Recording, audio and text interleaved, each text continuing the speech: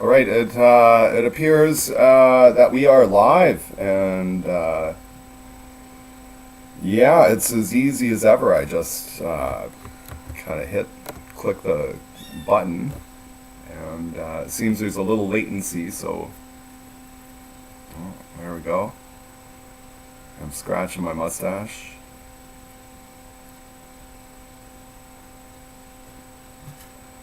Okay, yeah. Yeah, I can't even remember shaving, but I guess I did. Oh, oh. So it's a pretty rough morning. I didn't crawl out of bed till about 11:15.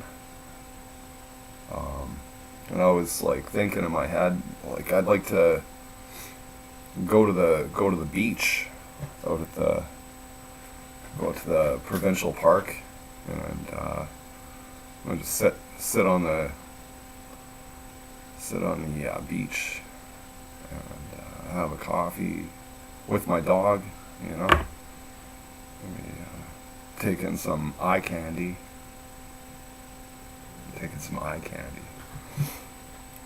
if there's any.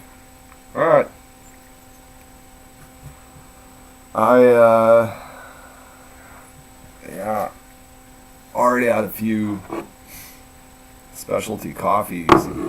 Probably shouldn't get behind the wheel, Walk in there, take about half an hour. Back, not bad, but I don't know. I don't like walking along the shoulders of highways, Just pretty vulnerable there. So I'm thinking, I'm just gonna hang out here. Still got quite a few smokes kicking. Got cigarettes going. Should last me, a few hours or so. And then, the cigarette store and the booze mart are walking distance. So good exercise to just take the doggy, go for a walk. Oh, I shouldn't have said that too loud. Look who wants to go for a walk. Okay? Well, we're not. We're talking future tense, Mila. Yeah. We're talking future tense.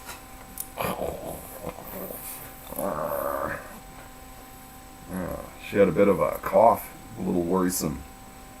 Sounded like kennel cough, like a dry cough, like. But that seems to have gone away, which is good.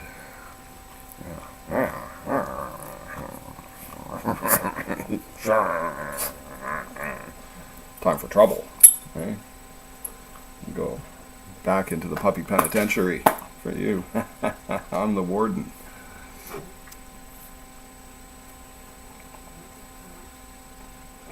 Yeah, it's kind of in Cold Lake here. It's sort of, looking at the sky. It's hazy.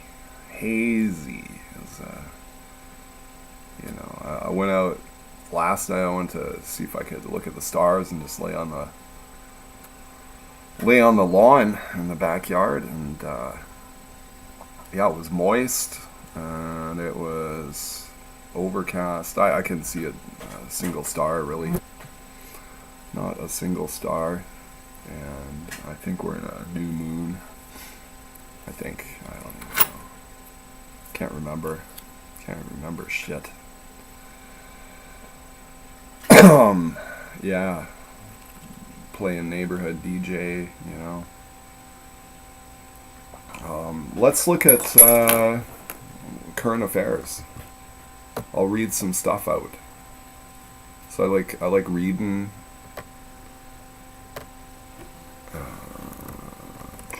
We'll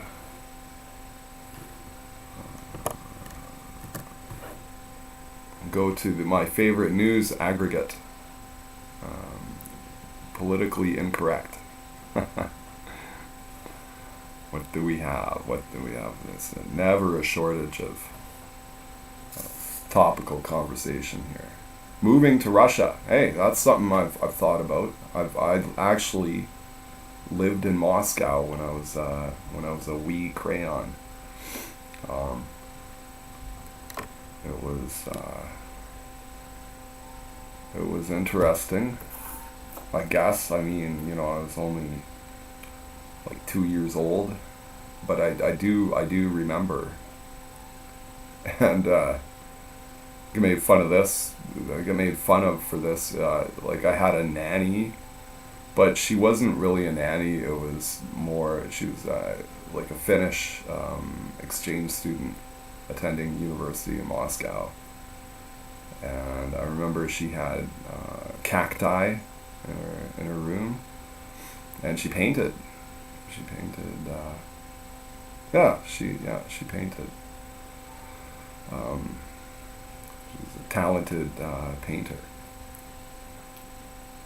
Like, I mean, not walls, but like pictures, artwork.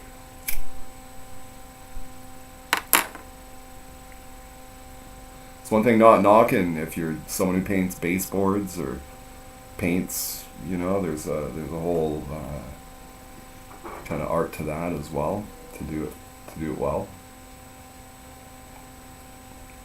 But you're not going to make you're not going to sell your your painting. It's like, look at this wall I painted. It's worth 40,000 at auction.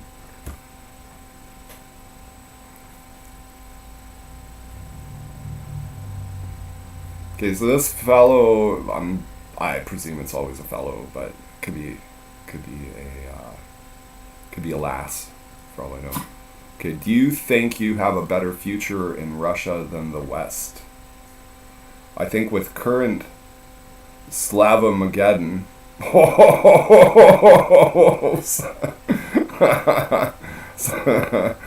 that's the first time I've seen that. Maybe they coined that Slavomageddon. I shouldn't laugh. It's not you know, but I'm laughing at the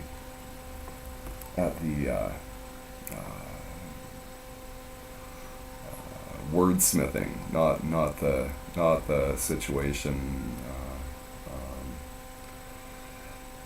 Easy for me to sit here and have a chuckle, right? Okay, and with the current Slavomageddon and the mass death of thousand, it says of Russians. I think they meant thousands. I think there are some possibilities, incorrectly spelled, opening up for all of us. Okay. Yeah, they spelled possibilities POSSIBLIETIES. Okay. Now, green text. Wages will increase significantly since corporations must now compete for workers and not the other way around, like it is here in the West, where there are 100 migrant per normal person to dump wages. It's, I think, a not entirely unreasonable way of looking at things. Okay, rent and property prices will go down significantly since there are now hundreds of empty apartments and houses ready to be sold off.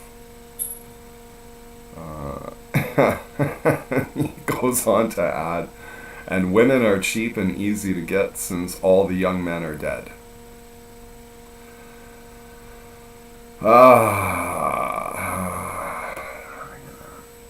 That's an unhealthy way of looking at stuff, I think. Okay, and now back to the normal text. He says, my life in the West is basically over. I work 40 hours a week and still life with my parents because rent is too high. Whoever has written this is probably not he's German, so you can forgive the misspelling and whatnot. Okay, yeah, his written English is far better than my written German would be. Completely abysmal, I think. Okay, my life in the West, he works over 40 hours a week, still lives with his parents because rent is too high, and I can't get girls because they are turbo whores who only go for Chad, and I have to live with trannies. Okay, is Russian hard to learn? Well, yeah, I don't know. I think it's if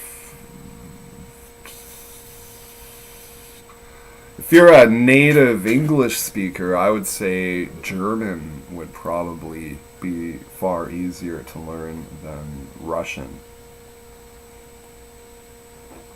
If you're a native English speaker, French and Spanish are essentially the same thing from the English perspective. That's me, I'm saying. I don't know. I'm not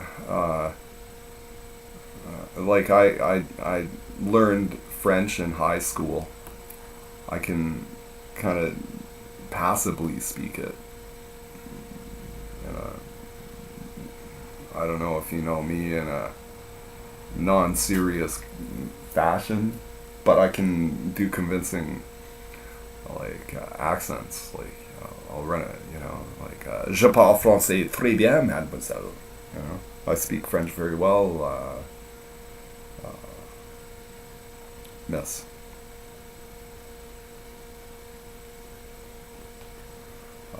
J'arrivais dans la bibliothèque. J'arrivais à la bibliothèque dans les autobus. Like I arrived at the library in the bus. Où est la salle de bain?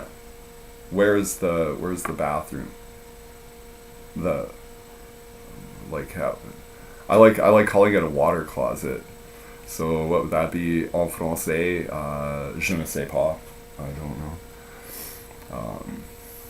I would say water closet. I don't know I know water is l'eau, L-E-A-U, l'eau, de l'eau. Closet, I don't know, but we can look it up. Let's look up closet in French.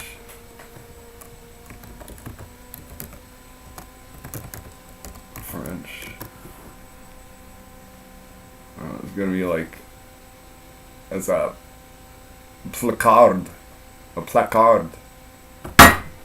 Got flies coming in here. I'm gonna bear with me here. I'm gonna just be back in a sec. I'm gonna shut the door. Oh, old man noises.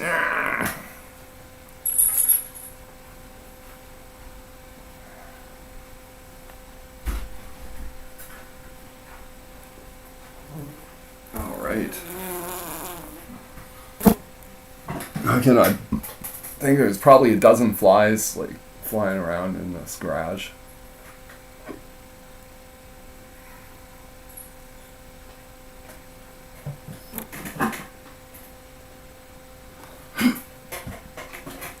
My power inverter, this is all powered by solar,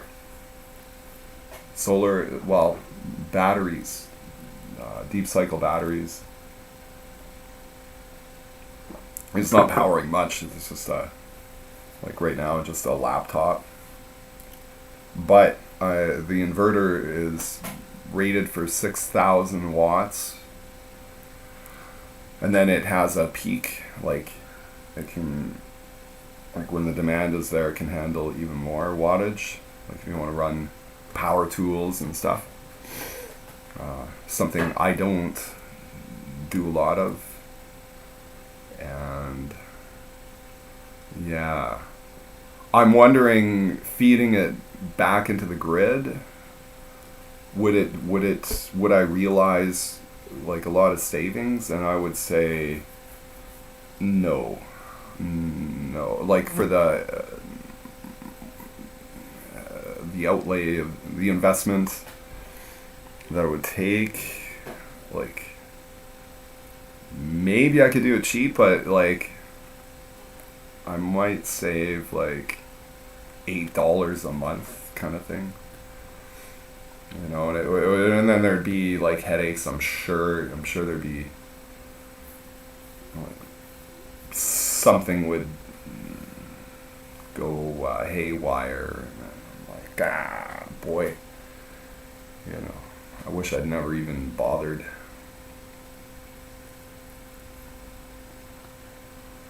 Just pay that bill. And here where I live,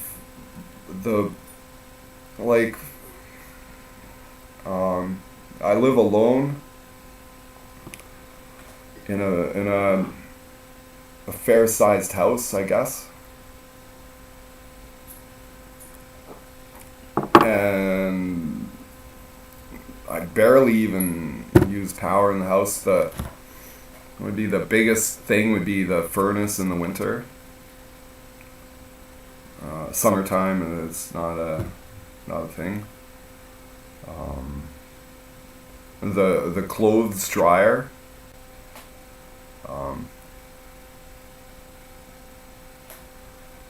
You've got the clothes dryer.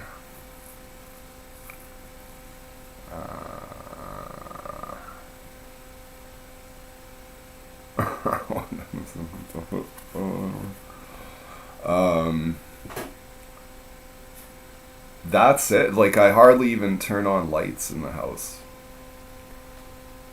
And like my actual power usage, like the kilowatts per hour, that chimes in at, I'll say like roughly $30 a month for electric power usage. And then all the administrative costs and stuff, that's like $70. I'm like, what the? Really? Come on! Like, what you got guys like going down into the cellar to pull out archives and let's examine the the forecast of Blake's power usage here. Like, you need like big forehead guys with glasses to get out their slide rules and calculate everything. Like that's like $70. Like, come on. What a rip. Just a rip. Everything's a rip off.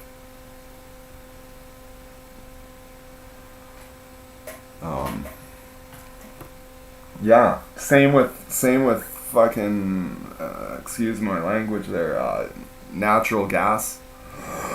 Like in the summertime, I use I have a gas range and on-demand hot water heater, which that uses electric power as well, but not much, I don't think. I don't know. Yeah, it only uses power. Well, it's always phantom, like trickle power going into it, but unplugged my deep freeze. I had a deep freeze. I know that uses a lot of power. So, but when you compare the ratio of administrative fees to the rate being charged for consumption, it's like you might as well, like, you're gonna pay those administrative fees anyway, not get all anal about your power usage. I just kind of grew up frugal household, like, I turn off lights behind me.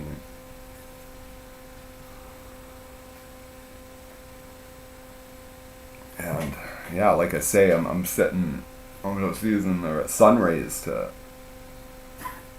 power. Sorry, I'm rubbing my face so much. I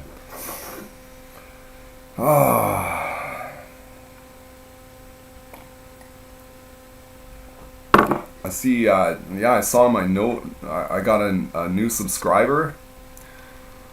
Pretty exciting there. I know this is like boring crap. Okay, let's go back and well, we did discuss moving to Russia, and that's something I've seen some YouTube videos of life in like smaller towns, and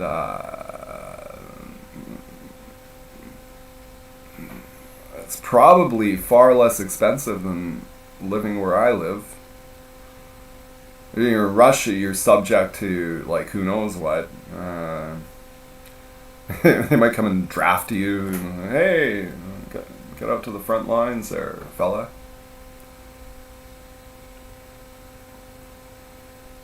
It's like, you're under 70. Let's go. You're like, gee, fuck. Fuck, I don't want to start a fucking noisy war. Just rifles going off and artillery and all that shit blowing up around you. It's watching your buddy fucking get killed. Yeah, right on.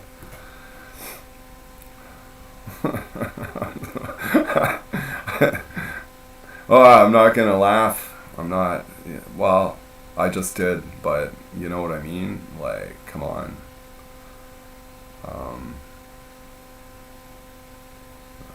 It's like trench warfare. We have this grand wealth of repository of ancient wisdom at our disposal. We know how to run a society. We know how to, put codify laws and stuff to keep people on the who might otherwise like be bad people, keep them in check. Hopefully, like the legal system being a deterrent for bad actions. And yeah, like all these wonderful, ancient examples of ancient brilliance when it comes to architecture, and there's evidence of that all over the world. And yet we're gonna manufacture, I don't know, like, go to war? What? How about instead of sending young people to almost certain death, how about we look at ways to uplift everyone, like prosperity? Am I naive? I'm sure I am. I don't understand what it is. It's like typically starts with is it all ego based, ego driven? But there's also like celebrated war heroes. Like I watched a documentary on this Shriver fellow who operated in the Vietnam War, and he was like he was like the MVP of ground warfare. So, looking at it from like if I if I'm like a figure skating judge, but instead of figure skating, it's like going into battle. Okay, I'm giving this guy like 9, right? 9.5, like, but I mean,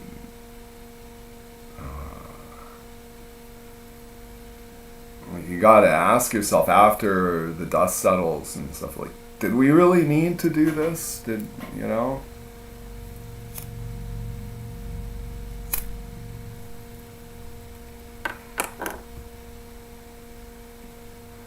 From a technical perspective, it's like, wow, look at this cool war technology. Eh? You know, like war technology kind of drives a lot of the modern tech that we have at our disposal, like, you know, motion sensing and tracking, and like, you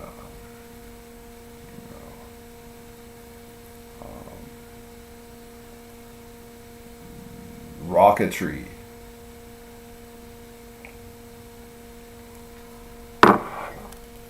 That's what I'm thinking. Maybe tomorrow, like, is Sunday, so I might take a trip into outer space.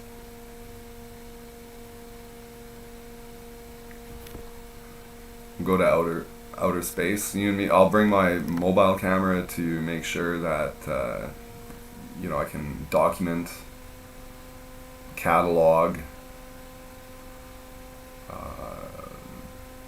do like a vlog. I'll do a vlog of my space journey. I got a I got a rocket out back. I got a rocket out back. I'm gonna lift off. T minus 12 seconds. That's what it takes for the injectors to pressurize fluid, freaking oxygen mixture. Took me like 12 weeks to build the space capsule, but, you know, it's got a thin lead. Yeah, so don't worry about me up there, like radiation and stuff. I've got like a lead lined canister. It's sort of like a bowler trailer on a rocket. And I'll just, it's got some you know, it's pressurized, of course, you know. And what else, dude? I actually put leather seats in it. My my space vehicle.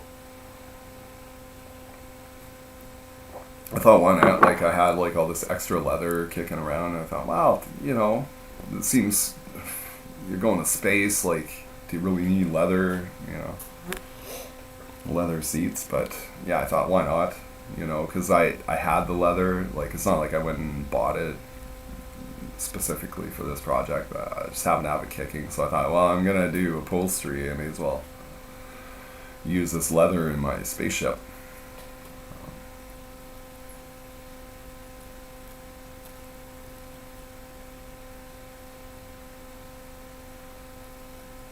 I don't know what's going on with this. Like, am I like, I'm just like in one quadrant of the stream?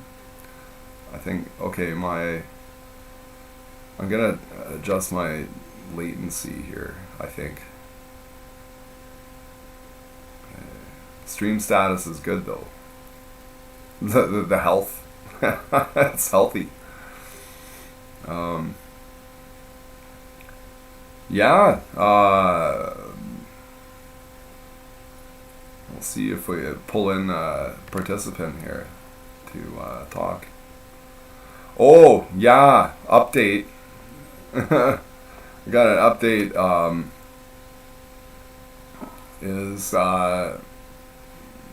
I don't know if I talked about this already, but my phone battery in the BlackBerry died.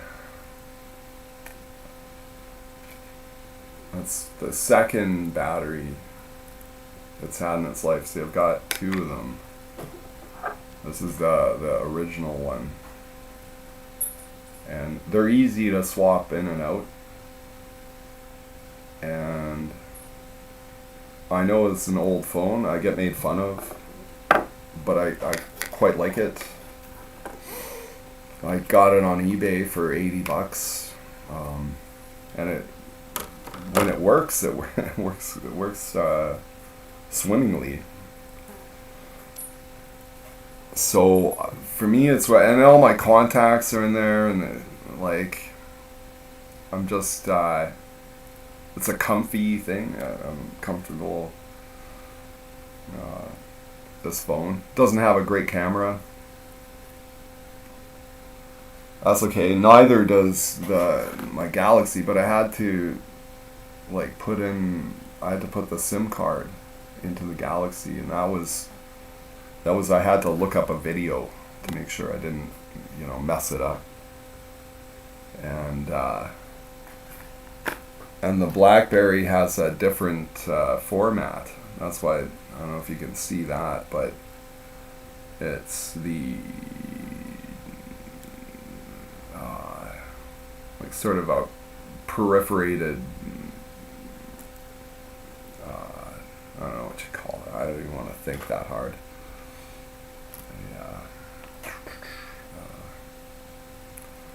Perforated periphery. Perforated periphery. That's what okay. And then, in order to fit my BlackBerry SIM card, I had to. Fortunately, I just punch it out, and I can punch it back in when the battery arrives in the post.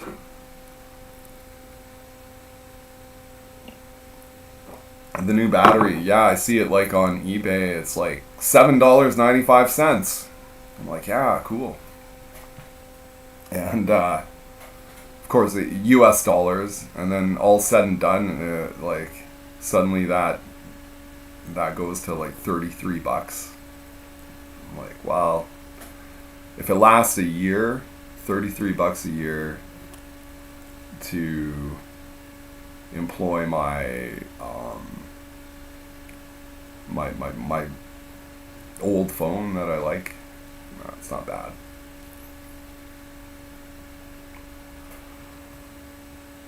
My luck, I'm gonna get the new battery, and it's maybe an issue with the charging port.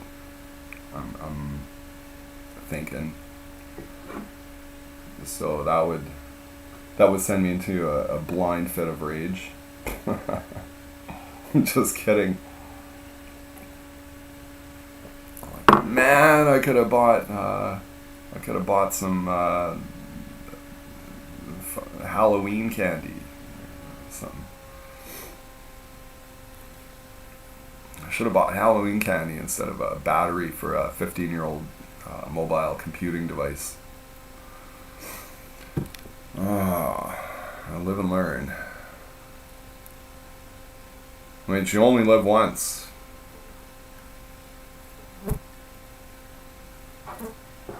I feel like I'm not making the most of my day off. I'm currently working as a reno guy, or for a reno guy. He's quite a. I don't want to say enigmatic,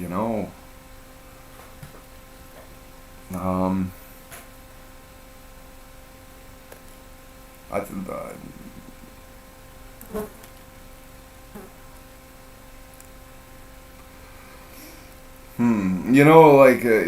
like two different people in terms of taste in music, or some people are into sports. I'm more into music than sports.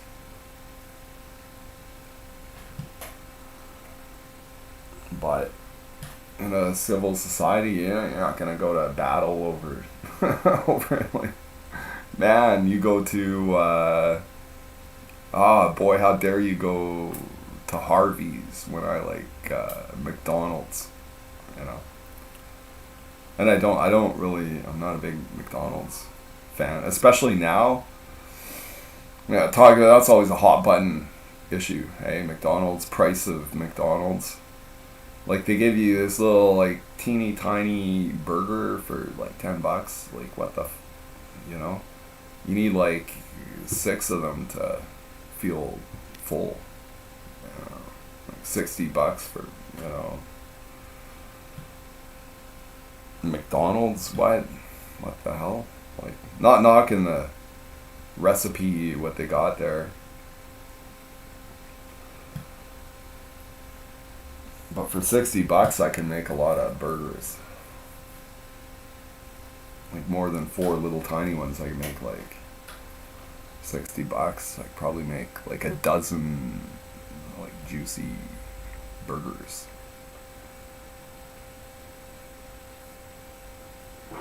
And let's talk about Burger Time. Burger Time was a cool video game on the old 8-bit Commodore 64. Remember, I had it. I loaded it up on a 5 1/4 inch floppy disk. Burger Time, and then how'd it work? It was sort of a game where you had to think ahead a little bit. You know, it was real time. It was like, what am I thinking? Burger Time? No, I'm thinking of this game called Tapper, and you play the role of a bartender. Like, you got these long bars, like I think 4 bars, and then you get all, like, you know, the people, and it went through different eras. Here, I'll put a link. There's those videos where people play these vintage video games, like, record the stuff. Commodore 64 Tapper.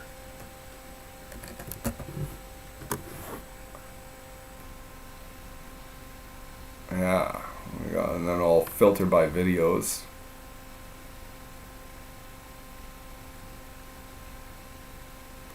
Yeah.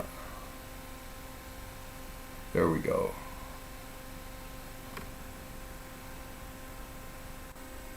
Yeah, I'll post a link if you want to see what I'm talking about here.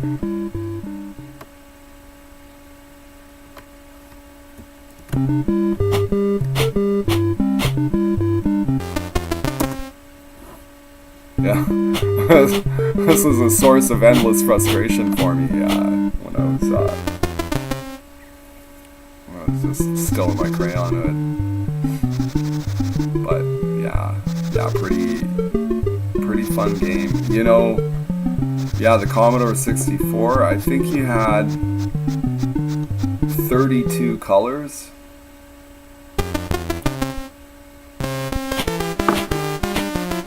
You had, I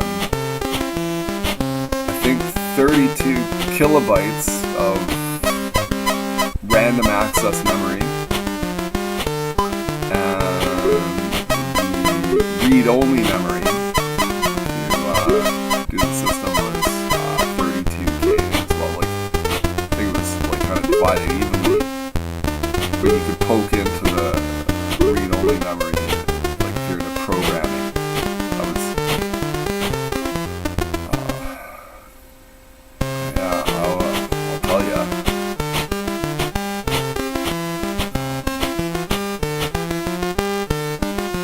As a child, I was totally enamored with all these brilliant games.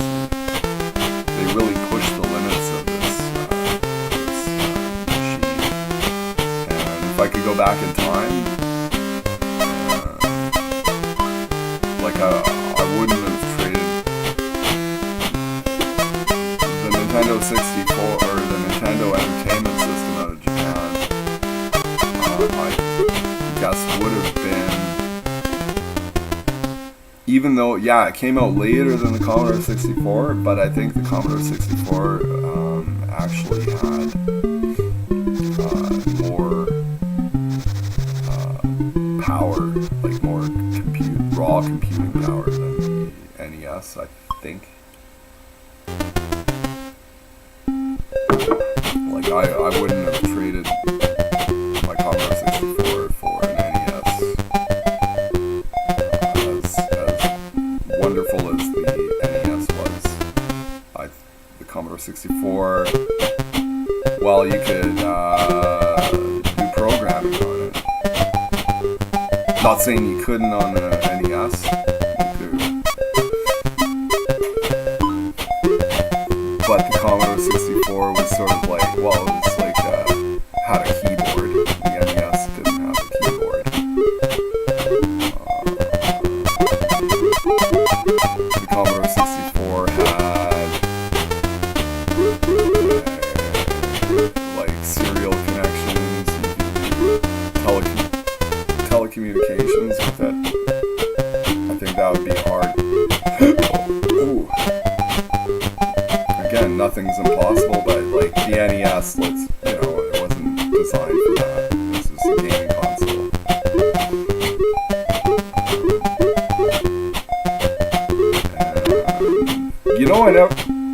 I never did do telecommunications with the Commodore 64, but I did get an Amiga 500, a Commodore Amiga 500.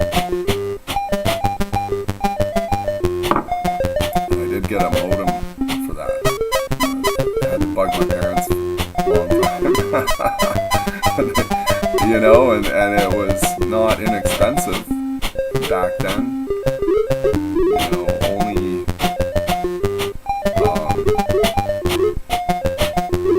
Only my, I'm gonna say, middle class buddies, you say like working class, whatever, right? Like, to say most of my pals did not have modems. Well, that's not, I tended to like hang out with people who were into telecommunications back in talking the early 90s, and sure enough, there were I think I discussed this before, like I don't care. I'm just stream of consciousness, live streaming my stream of consciousness, thinking back to the early 90s where you had, in case you don't know this, I don't think anyone's watching anyway. Yeah, for all you first time viewers out there, there was something called a bulletin board system, and what that entailed was like you had a computer running full time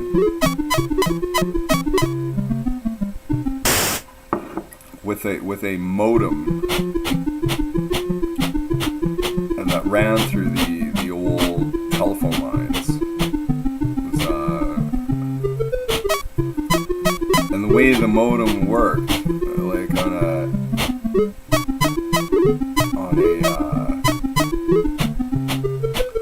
describe it would work on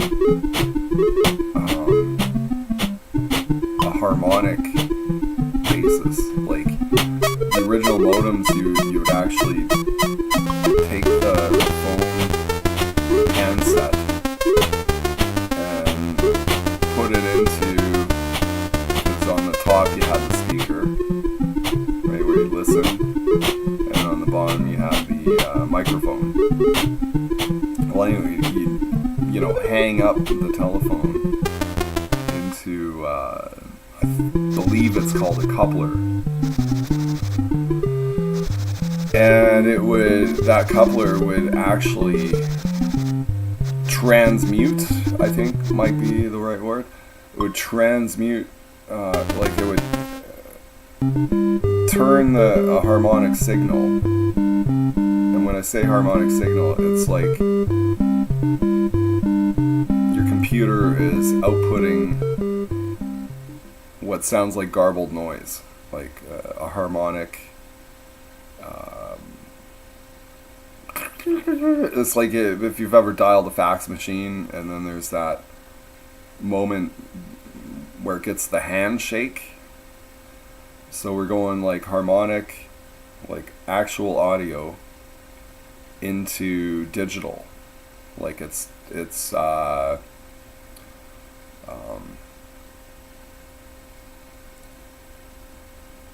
transforming this stream of audio noise into binary. Again, correct me if I'm wrong on it. I think that's the essence of how it works, and it does it both ways. So send and receive, like simultaneous. You know, I'm thinking it'd be essentially like 2-lane traffic happening, and then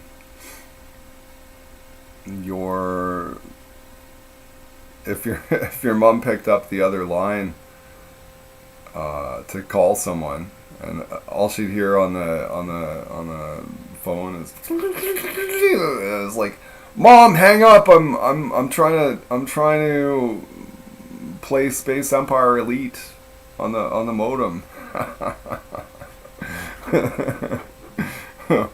Oh yeah. Yeah, imagine it. It was like if you're a mom, what are you thinking? Oh boy, get off that modem.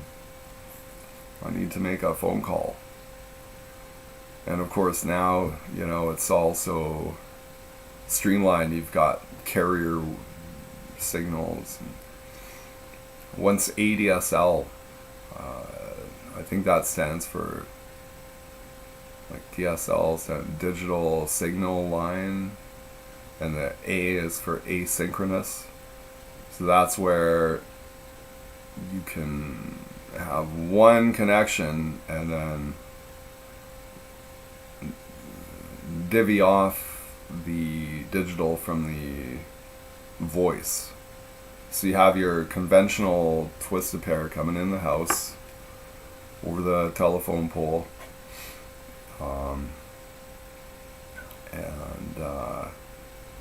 then you'd have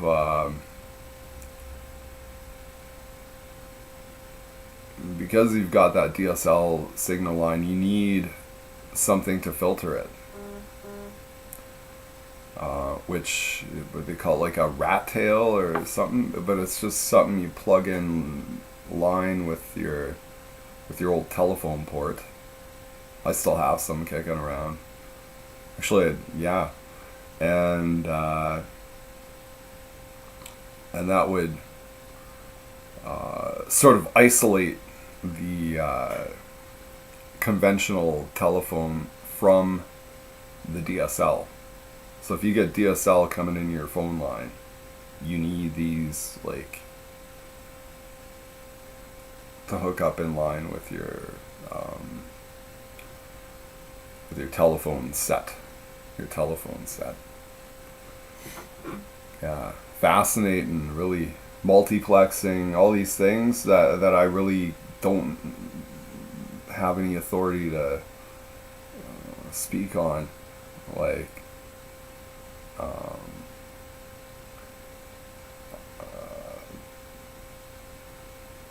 the brilliant minds that put all this infrastructure together. I tip my hat.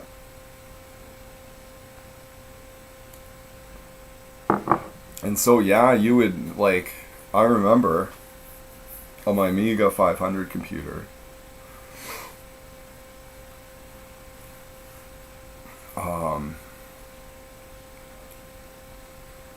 I had a program, a computer program, if you can imagine that. It was, today you might call it an app.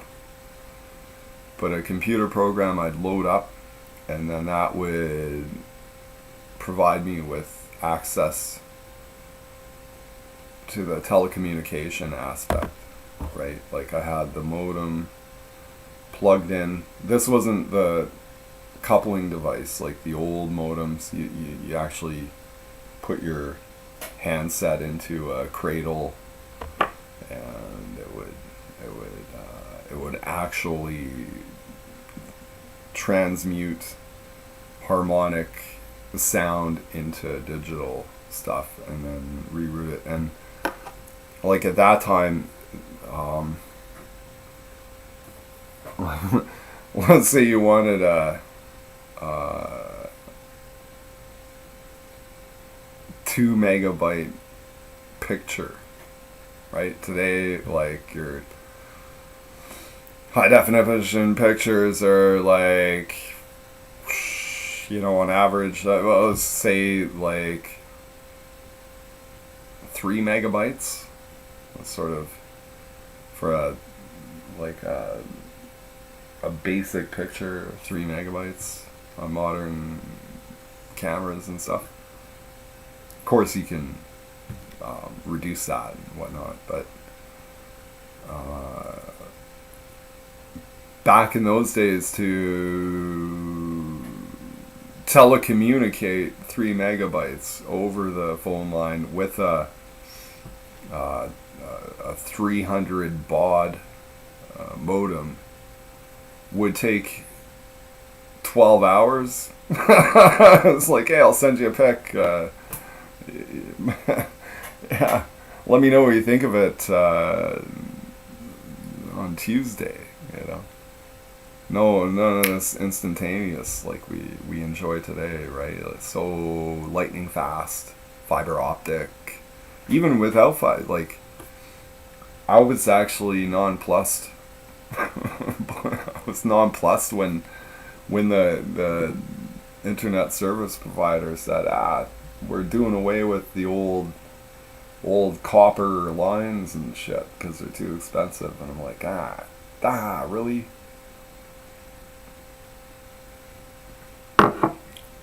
It's like, well, you're gonna get way faster bandwidth and stuff. And I'm like, wow, gosh,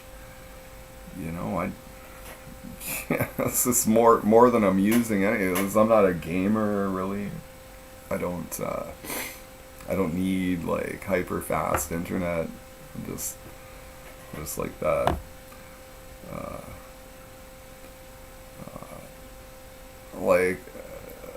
Like I could go slower, right? Like I'm not even tapping in. I'm not scraping the surface, if you will, of like the to me is like limitless potential, because I don't have like, I can see it if you got like 3 kids and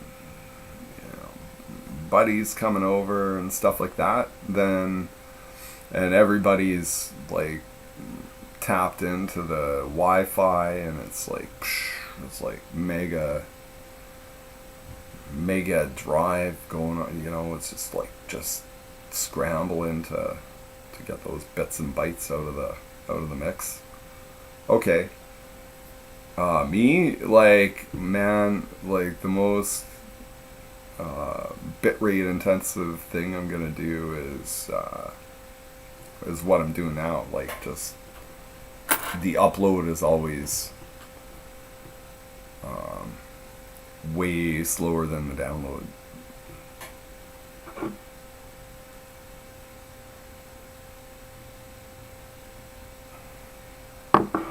But this is it. Streaming live, that is where I need a little bandwidth. And I got fiber optic, but I'm going through Wi-Fi, like on an old laptop right here.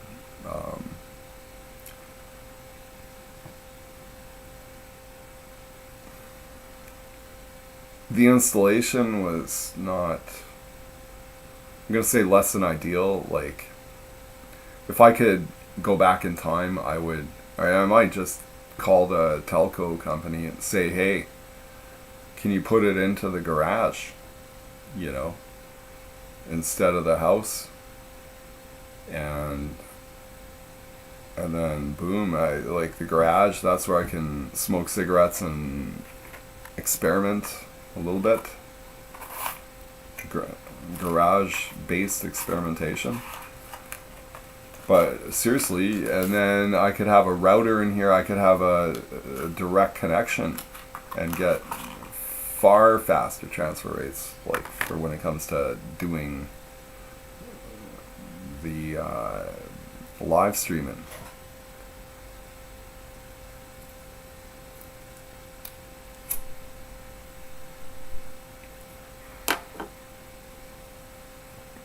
Imagine yourself, if you will, at a sandy beach. Long sandy beach. We're talking like 400 feet of beach. And you've got your own little parking spot along this long beach, and you pull in maybe you're driving a car or something. You kind of want a truck, because sometimes the entrance is a little bit bumpy. You don't want to get hung up. You don't want your undercarriage getting hung up. So it's like, but if you just have a low rider, you can just park at the entrance, right? And then walk in. And then I don't know if you know what Saskatoon berries are, but every little let's call it a campsite, beachfront campsite, has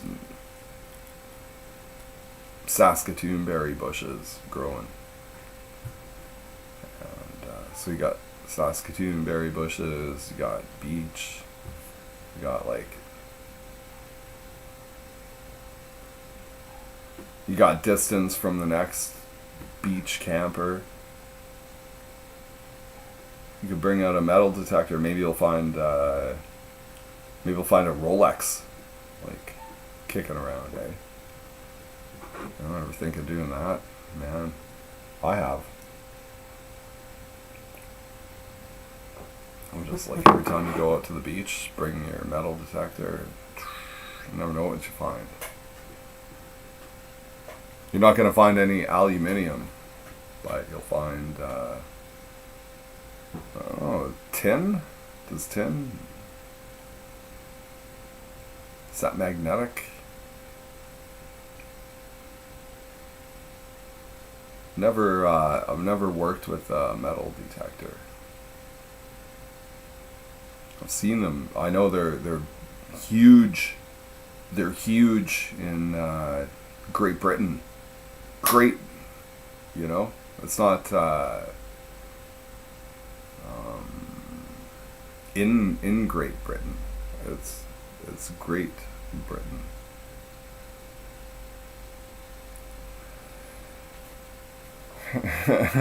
In Great Britain.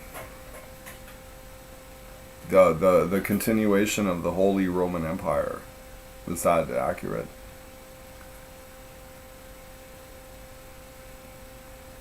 Yeah, let's talk about these things, Just fire it up like Bob Ross, Bob Ross, he imparted so much comfortable wisdom in his painting show. It's like happy accidents. Wow, that's profound, really, if you think about it. It's I thought that provides me with a lot of comfort in my life, thinking, well, I think I'm responsible for this or that, and maybe it's just God's will. It's like out of my hands into without. But you don't want to get too comfortable with that notion. It's like anything I do is not my fault.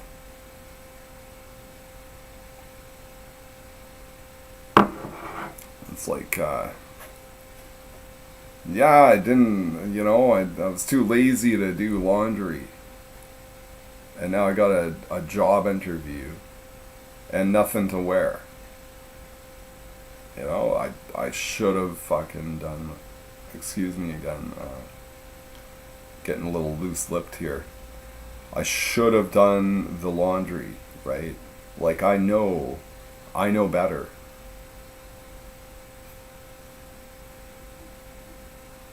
And that is like a big divine conundrum.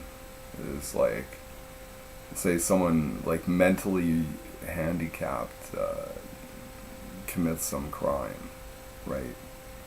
Crime of passion, whatever. Well,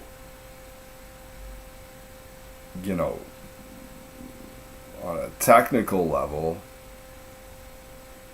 they're guilty, right? They're on a more divine level, like a crime of passion, right? It's like, he stabbed someone to death because he caught them doing something unspeakable. I'd say, doing God's work, right? But the technical court of law by the book, and that's where it boils down to, like having a jury where you get like regular people congregating in a back room, like between arguments, saying, "What do you think? What do you think, Josh?" So, like, quite frankly, I don't think it was premeditated. And Josh is like, I'm not so sure. You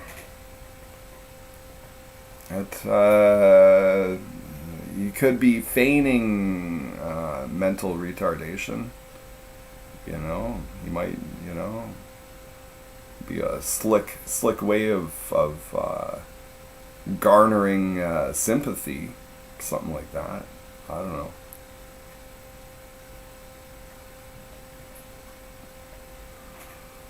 But you go, yeah. Okay, let's read more. Okay, living in Russia.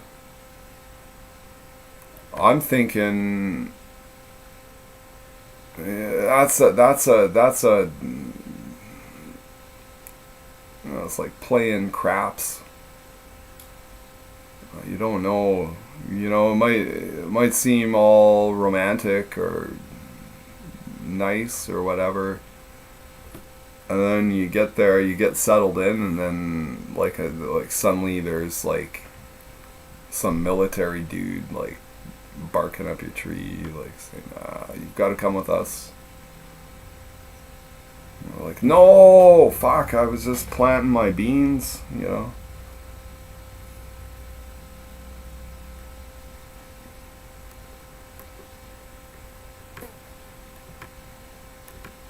I was just about to make pancakes, and now I gotta go down to the bureau of the secretariat. What the fuck? What the F, eh? It's like way to interrupt my otherwise like good day.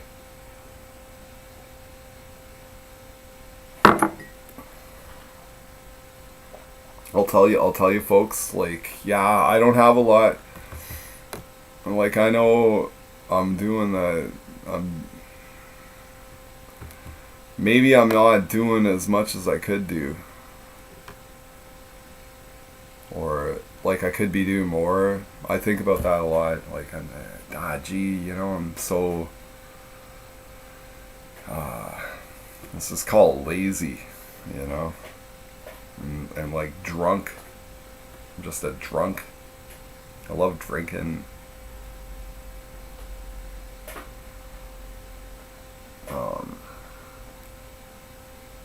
But I'm not actively hurting anyone other than myself, I guess, you know. And it provides me great comfort that friends of mine actually worry about me. I'm like, don't worry. I got her all. I got her all under control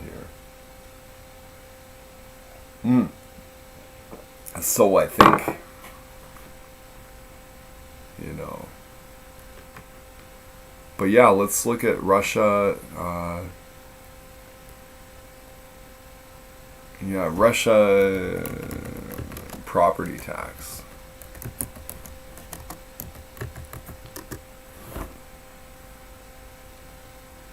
Property tax and real estate. And you know what? I thought, just out of curiosity's sake, I'm like looking, what would you expect to pay for a basic property in a nice place in Russia, right? Here we go. The basic rates are listed in the tax code. You need to pay a tenth of 1% of the cadastral value, whatever that. I don't even know what that means. The cadastral. I don't know. That's not even pronouncing it with the right syllables. The value of real estate for houses, apartments, rooms, garages, and parking spaces. For outbuildings on garden or subsidiary plots, you need to pay annually to the state.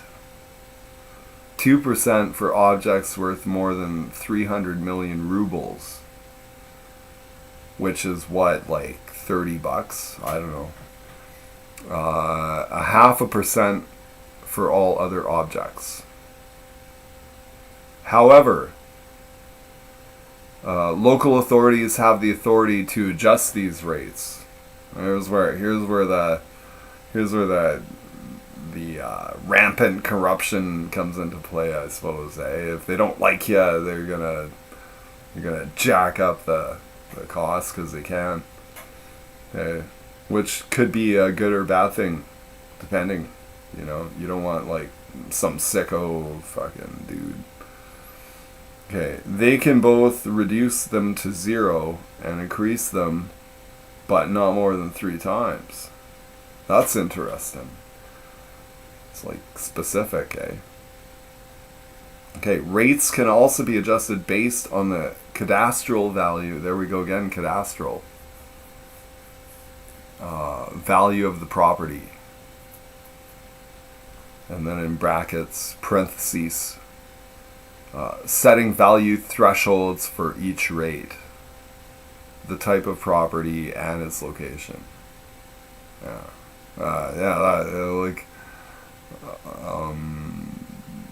It sounds pretty ambiguous. Okay, in Moscow, tax rates vary depending on the value of real estate. If the property is valued at less than 10 million rubles, the tax will only be 0.1% of its value. From 10 million to 20 million rubles, the rate increases to 0.15%. From 50 million to 3 million rubles, the tax is already 0.3%. In St. Petersburg, for comparison, real estate valued at 20 to 300 million rubles is taxed at 0.25%. So that's like way lower than what I'm paying, you know.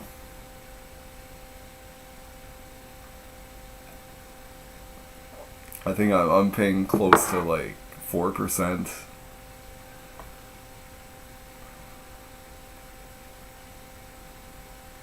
That's like 16 times as much. Fuck. But, you know, living in Canada, having a decent neighbors and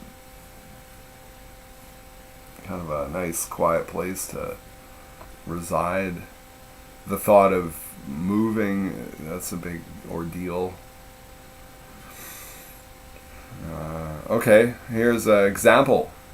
Okay, let's say you have an apartment in Moscow with a total area of 85 square meters. I don't know why it's not in feet. Like 80, okay, wrap your head around that. That's like, multiply it by like 3.5, I guess. 24. So that'd be like, let's call it 300 square feet and no exemptions. The EGRN, what the fuck is that? Why, you know, I hate when I see an acronym and like who is your audience? Like I'm a basic retard when it comes to fucking property shit. Sorry again. That's why I always put, it's not made for kids, eh? Like, 'cause it got a mouth of a sailor.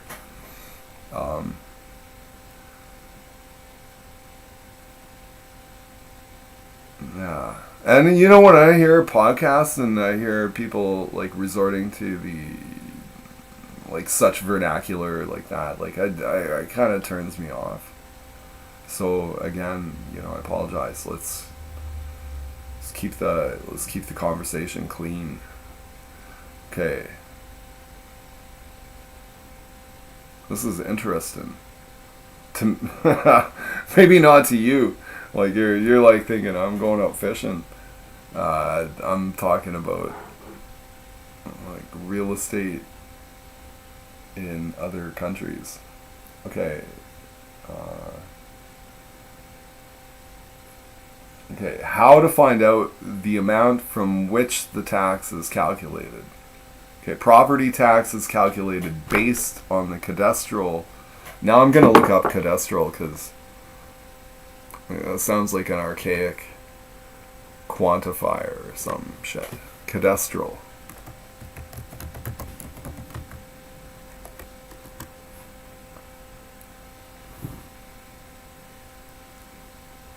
So it looks like French. What's the Russian doing in France? What's Russia doing in France? I bet there's lots of Russians living in France. You know, who wouldn't want to live in France? Like, generally speaking, eh? Like, maybe not Paris, because it's, like, dirty. But living in the French countryside and stuff, you know, pretty nice. Nice weather, I think. I don't know. I think, yeah, I was in Paris when I was a kid. You know, just tagging along with the folks. Yeah, that's weird. I type in cadastral and I get... Did I spell it wrong? Cadastral.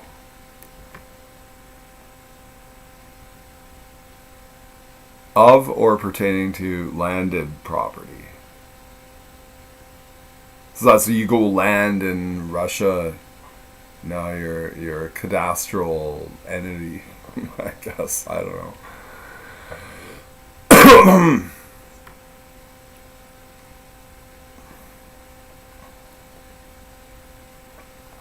So we're talking Russian tax. It's like a sliver of what you'd pay for the same shit here. But you're living in Russia, which is currently in a state of war.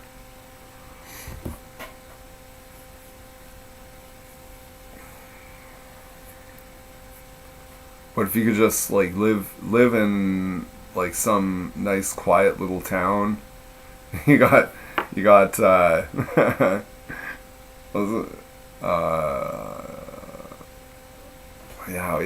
let's do Russian names, man. That's fun. Like, who's your cast of friends in your little town that you drink vodka with, huh?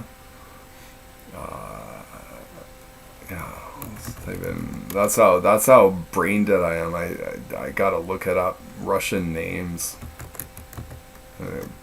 Fyodor. 50 most common, like Yuri. Okay. Ancient Slavic names. It's like, yeah, me, Yuri, and Larislav are going down to the dock to drink some cognac and fish for kind of fish you do in Russia, eh? Do some fishing. We're gonna do some fishing and listen to S Club 7. Me, Fyodor, Yuri, and Yaroslav, and Blake. We'll pull out the balalaika. Pull out the balalaika and the Irish thumb drum. I just made that up. The thumb drum. You can wrap your head around that. Eh? It's like some little percussive instrument you just tap your thumbs on.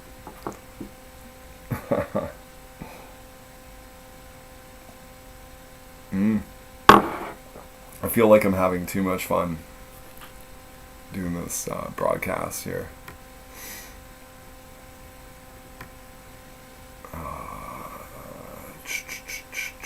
Okay, let's see what else is new in the world. I'm gonna keep losing my news aggregate. Okay, so living in Russia, maybe you could get away with it. So that's, in a way, it sounds like too good to be true. Like, you just get like a cheap place. Like if I were to sell my property and get some cash deposits and stuff like that, like I'd never have to work a day in my life again. Like, I'd be like full-time gardener, musician, and living in Russia.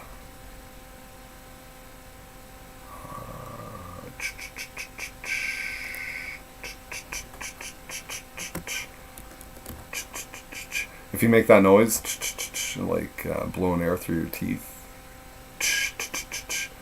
you get things done faster.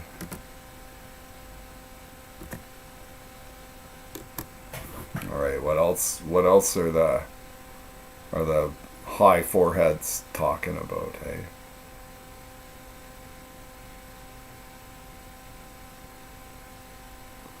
How will Israel react? Or no, how will America react to Israel killing an American citizen? So like, goddamn, killing.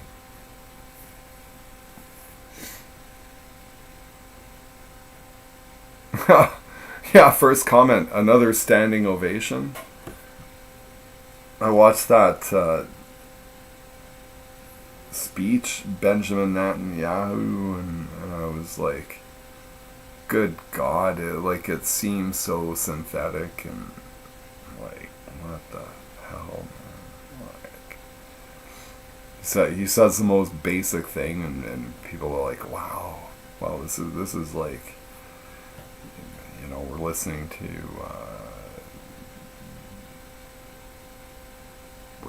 to Nikolai Tesla.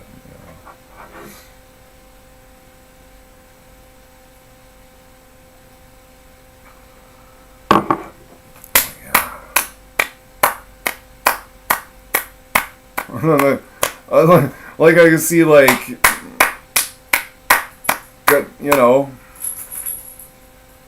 that, but for it's almost like they must have something only the audience can see, and it's like, keep clapping. Like, I'm like, holy fuck, really?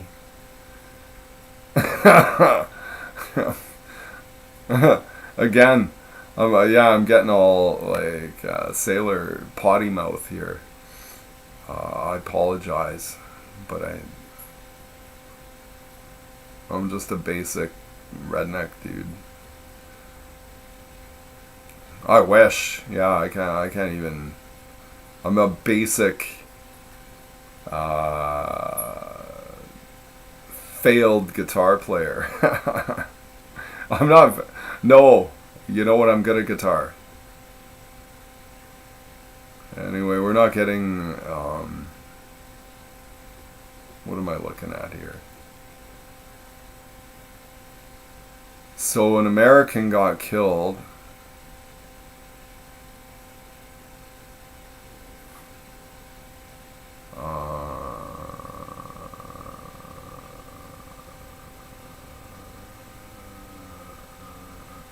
She's not even a dual citizen. No one cared when they killed Rachel Corrie, and I got called a Nazi every time I mentioned it. And then someone says, Ben Shapiro mocking her all the time was a really bad look for them. Not like they care, though. So I don't even know what this is.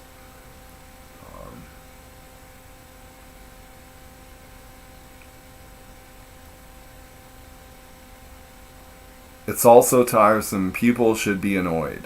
But the ones who are annoyed because of a faking gay brown versus white narrative that ignores the fact that Jews get away with everything. Is that really true? I don't know.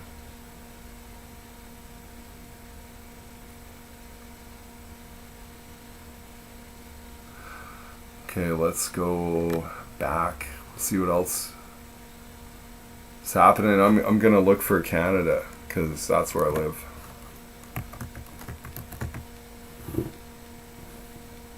There's 4 instances here in the aggregate. Well, this is fun. What sort of Ukrainian refugees have you encountered? It's got a picture of like a hot chick in workout clothes, like spandex shorts and a sports bra or whatever, matching from behind. I'm gonna say, fellas, like, nice dumper. It's got a nice dumper. Okay.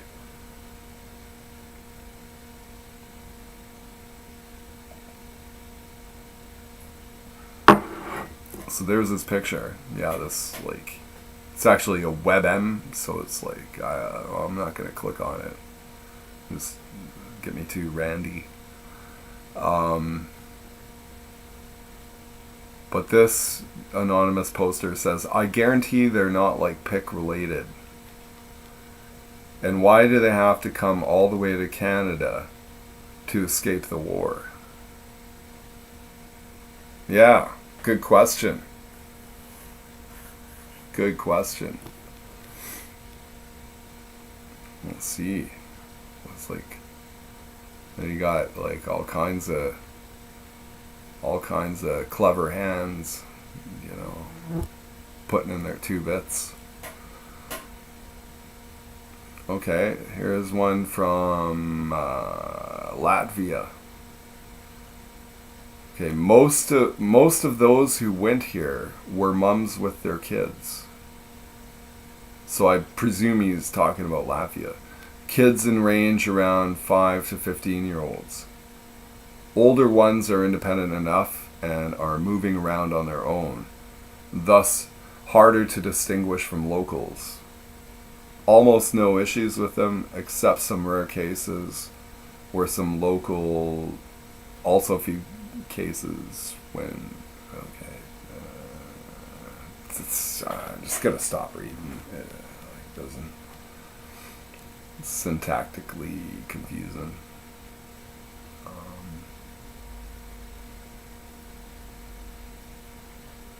Someone from, Switzerland. Wanted to double check. Okay.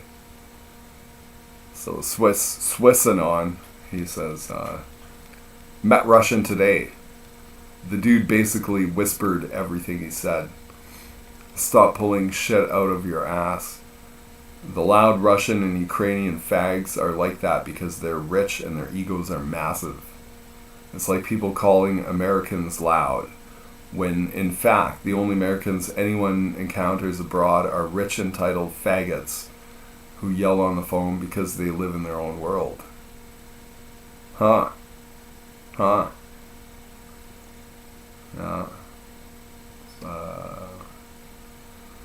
So you find the most profound stuff here on the land of anonymity.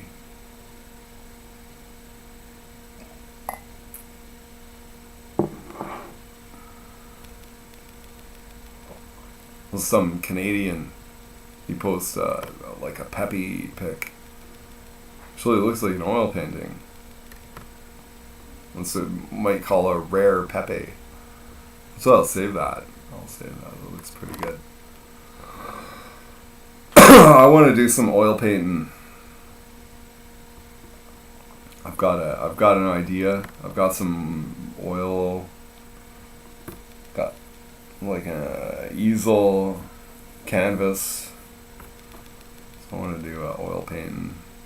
It's a bucket list kind of thing I want to do. Okay. So this guy posts looks like oil on canvas. It could be AI generated. Probably that's more likelihood.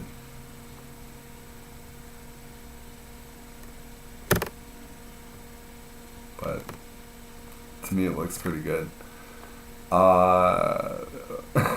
It's like a frogman drinking out of a wine glass.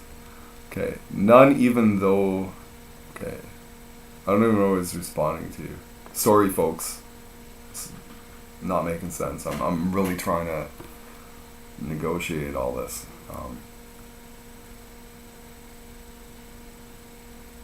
Okay.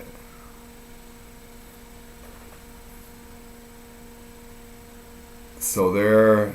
Okay, what sort of Ukrainian refugees have you encountered? And someone from presumably Canada. They could be using a proxy thing. So what kind of Ukrainian refugees have you encountered? And Canada man says, none, even though this region is heavily populated German Ukrainian stock, because I do not leave my house and am a schizo. Huh.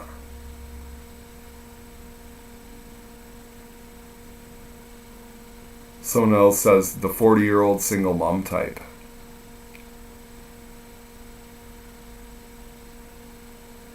Ooh, here we go, some juicy American shit.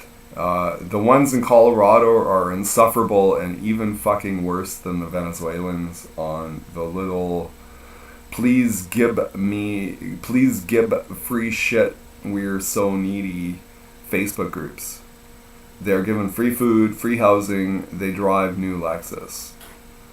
When you post in the group why the husband fled and is dodging his draft notice, you will get an immediate ban from the group. I don't know who I hate more, Ukrainians or Venezuelans. They're both useless. At least the Slav faggots don't commit crimes, they just want tons of free shit. Wow. That's heavy. Heavy duty, eh? I didn't say that. I'm just reading shit. Okay. The draft dodgers are the smart ones, and they are 100% entitled to American taxpayer dollars, since you're the ones who started this war and perpetuate it. And this is like response to... Okay.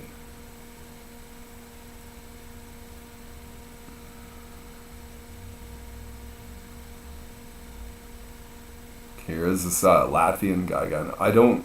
Okay. Regarding Ukrainian refugees. Okay. Some guy from Latvia. I don't meet them often, maybe a few times. I'm a shut-in who posts on 4chan.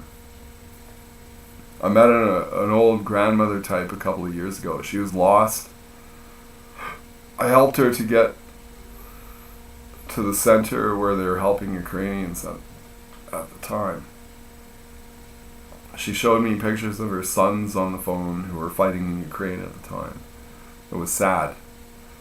I hope they do well and beat out the invaders and survive to get back to their mother who loves them dearly.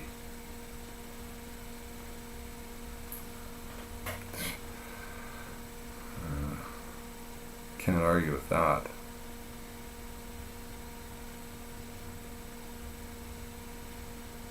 Yeah, love is the answer. No, that's war. Oh, shit.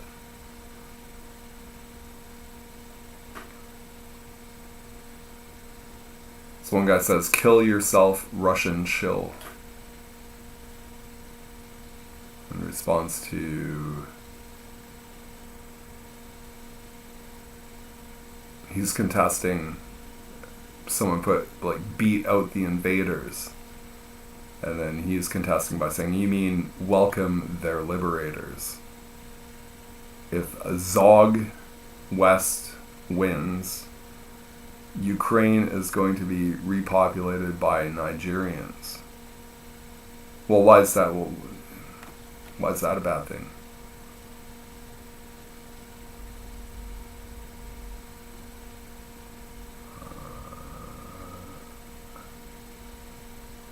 Interesting. Canadian says, I have lots of Ukrainian clients. The majority of the women are beautiful but fucked in the head. They seem to support an endless war. The men that I've met don't support the war and are afraid of the meat grinder. One thing they all have in common is that they absolutely despise Jeets and niggers and Arabs. Okay? This is not my words, folks. I'm just reading. Overall, they can be useful in a race war against the subhumans, but they really need to improve their Judar if they expect a permanent home after the day of the rope. Okay.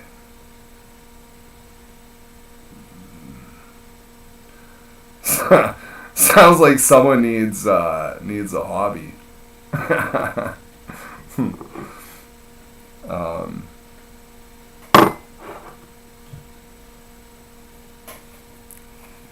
Yeah, this is my hobby, reading this crap.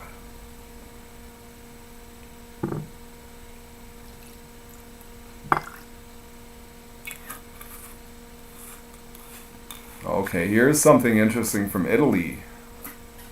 I'm getting to. I know all the international flags now. I know Italy is like green, white, and orange.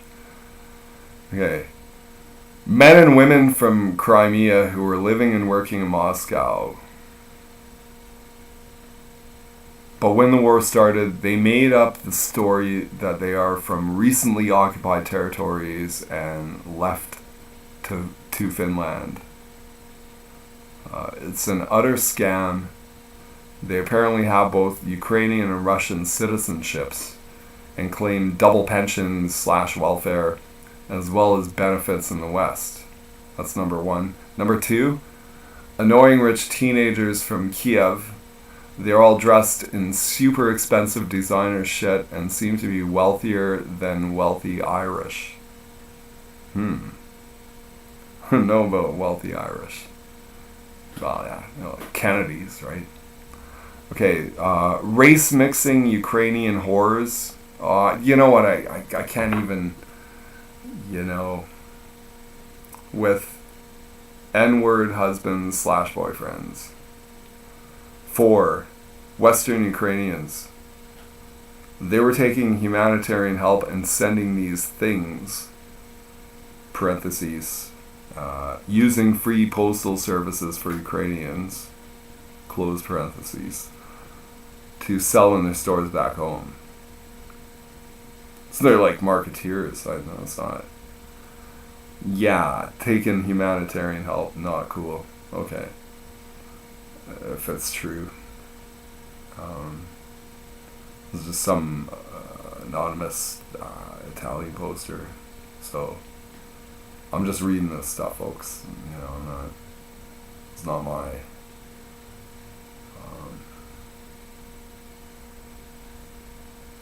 So my thoughts are like, am I going to go to the park today? Can I afford more beer? Can I budget? Am I going to cook a pork roast tonight? Just nice things, like. Anyway, okay, but number 5, various men who were somewhere in Europe when the war started. That's, yeah,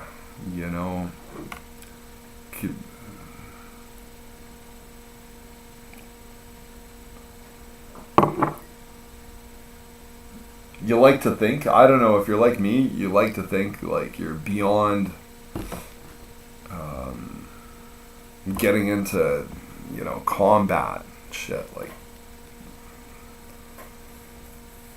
I'm a guy, I like shooting and or playing a game of pool. I don't like the idea of shooting someone for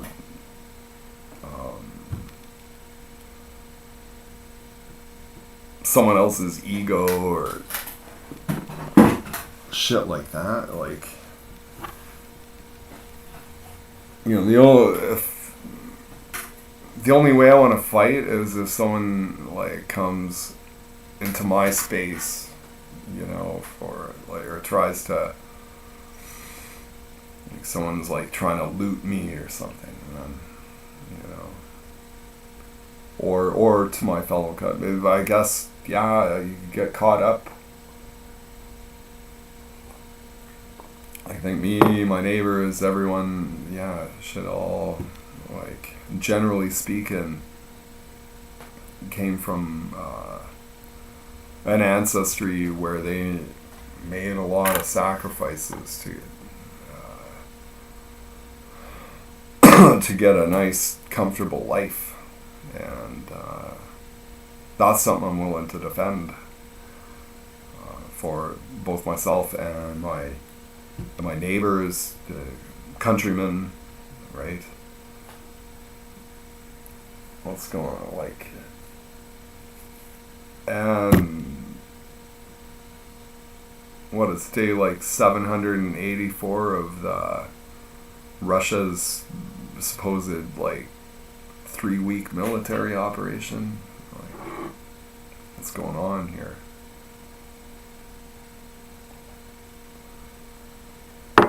Just, put down the guns. The only people really benefiting are defense contractors and munition suppliers, and I think, am I wrong? I don't know. I just, to me, there's genocide in Gaza, and we all go on as though, oh yeah, well, I'm gonna go to bingo, and it's frustrating. You can't blame people for just living the way they do and stuff, but like knowing it's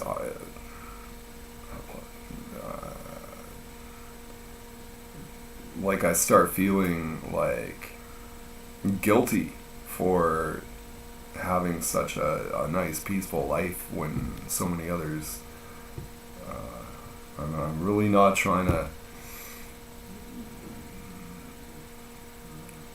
If I sound haughty, yay. I think you get where I'm coming from. I hope. I'm having a hard time articulating this, but it's like sort of like, what else am I gonna do? Like, am I gonna? Well, maybe if I wash my truck, I'll feel better about global affairs, right? This is heavy shit, and you don't need me to tell you that. I'm.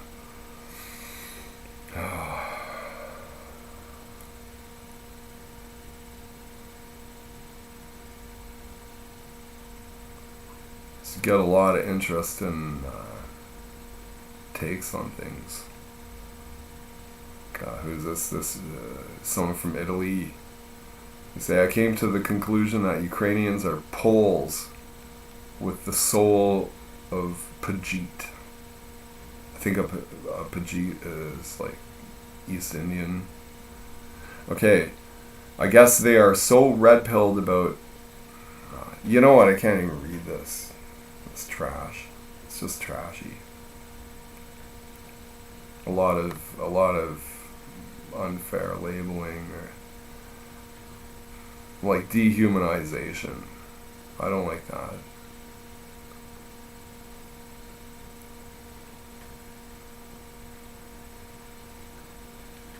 Okay, here's what's going on in Great Britain.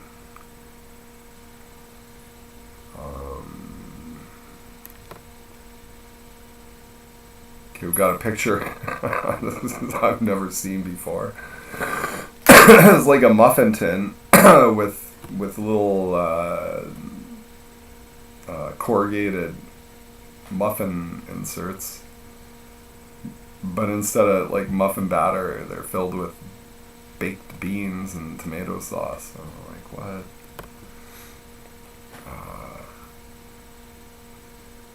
This is like a pro poster.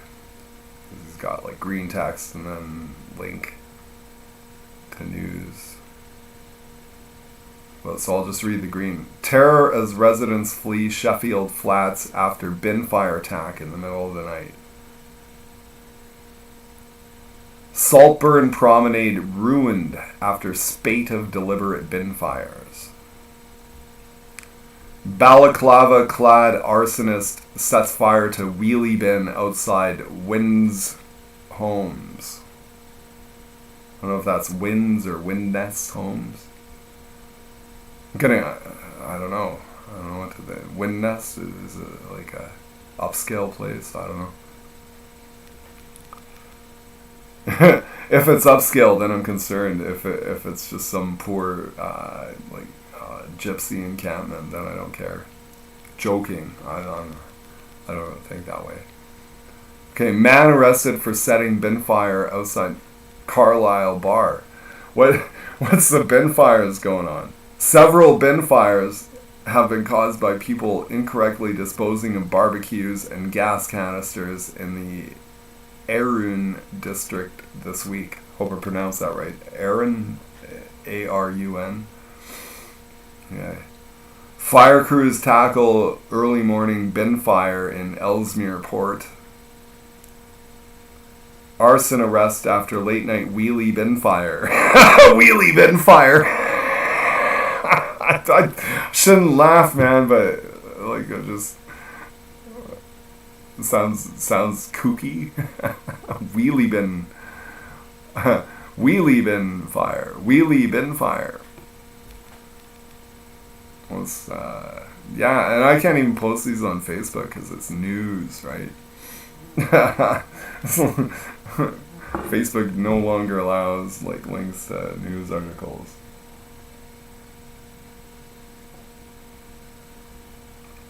Swinging Your News right here on my YouTube channel. Firefighters called to deliberate bin fire in North Allerton. North Allerton. Is there a South Allerton? Bardsley cannabis farm busted after wheelie bin fire. Wheelie bin. Oh my goodness. Oh boy. Wheelie. I'm gonna type in something. I can't resist. I'm gonna say, I was just about to smoke my lighter.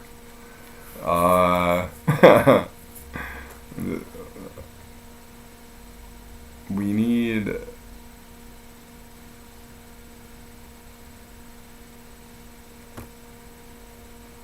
Okay, band name.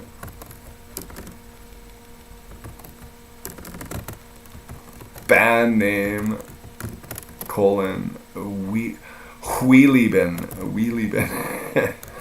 I shouldn't laugh about this shit. I'm just, gee, I didn't start the fire, right? Okay, wheelie bin. Okay, inaugural album.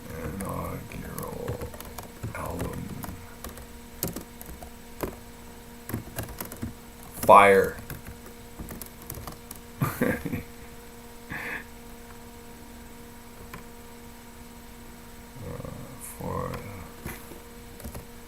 That's not as funny as I'm thinking it is.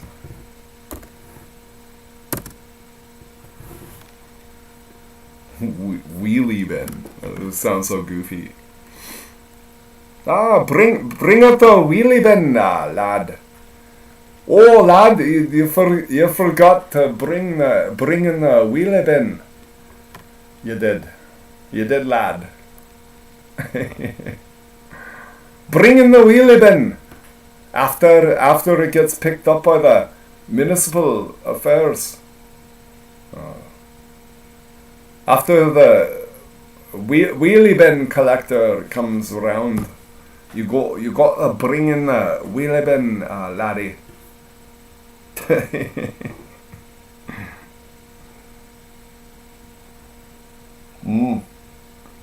I guess I'm not making it out to the park today, unless somebody finds the wherewithal to pick me up, which is highly unlikely. Most people cannot put up with my ramblings.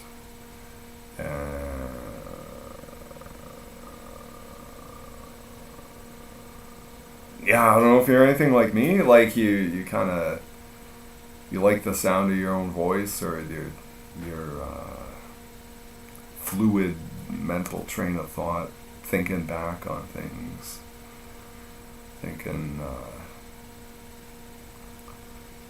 yeah. One standout memory was my youth. I would have been like 8 years old.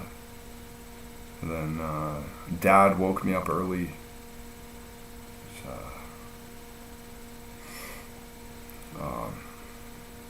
I'd get in trouble for being up too early, and then I'd get in trouble for sleeping in, like through my... Anyway, but Dad woke me up. He was like, okay, get dressed. I'm going fishing. And we went down to Petawawa River in a boogie van. Dad's boogie van, eh? And I always looked at my dad like, he was so cool, man. Like, it was like jet black hair, like good hairline, Air Force man, like Mr. Fix-It, and fisherman extraordinaire, and so we go out to the Petawawa River, and I remember the song that was on the AM radio. Maybe it was on the FM, whatever. But the song that was on the radio was Juice Newton. angel of the morning. And I was like, it felt kind of awkward, like, but it was such a lovely tune. And then it's like, and it is the appropriate, it's like early in the morning. I think it was like 5 in the morning. We're heading out to do some fishing. And yeah.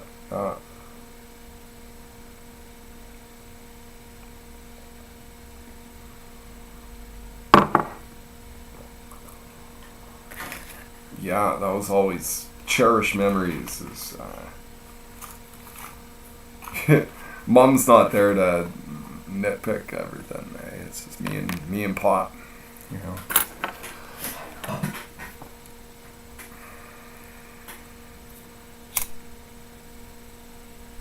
Get to see a different side of Dad when there isn't the henpecking quotient.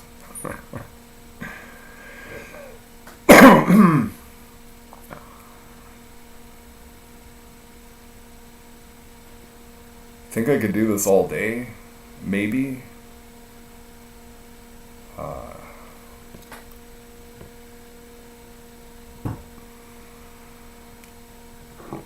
I gotta eat at some point. I really should have gone out to the park.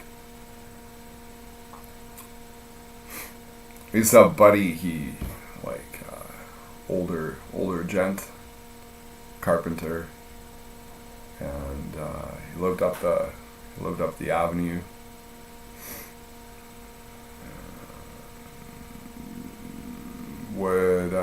I used to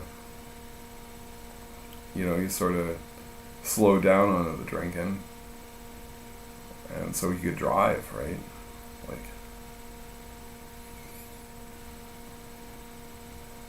I kind of hate like drinking and driving laws. Like, for me to like drive 5 minutes, even though I'm intoxicated, like, guarantee like nothing. I'd be extraordinarily careful and everything, but just the risk of getting pulled over, whatever. It's like slim to none, but it's that specter is, it could happen, and then I'm like entirely like, oh my God, it would cost me.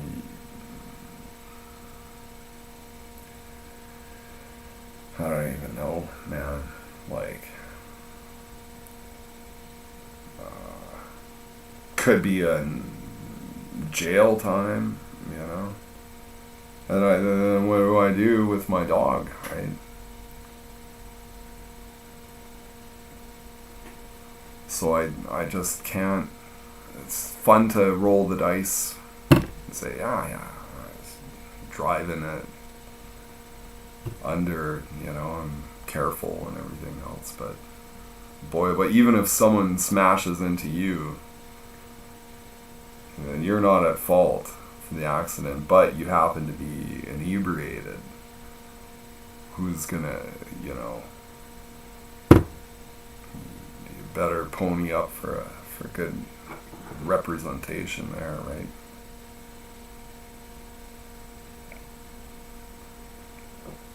They will just, or they might take a blood sample against your will.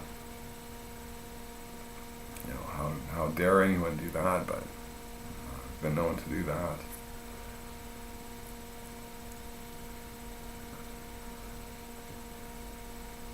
Yeah. Okay, let's go next topic. Let's see what else we can talk about here. Muster up through this anonymous forum. Okay, why can't we build pyramids today? Let's look at this.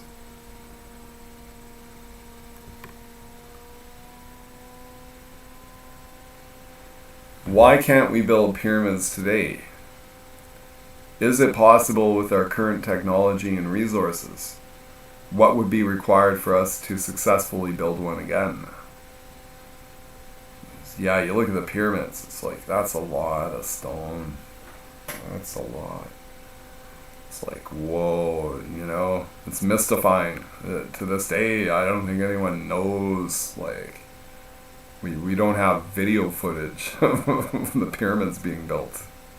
At least if it exists, I haven't seen it. Um,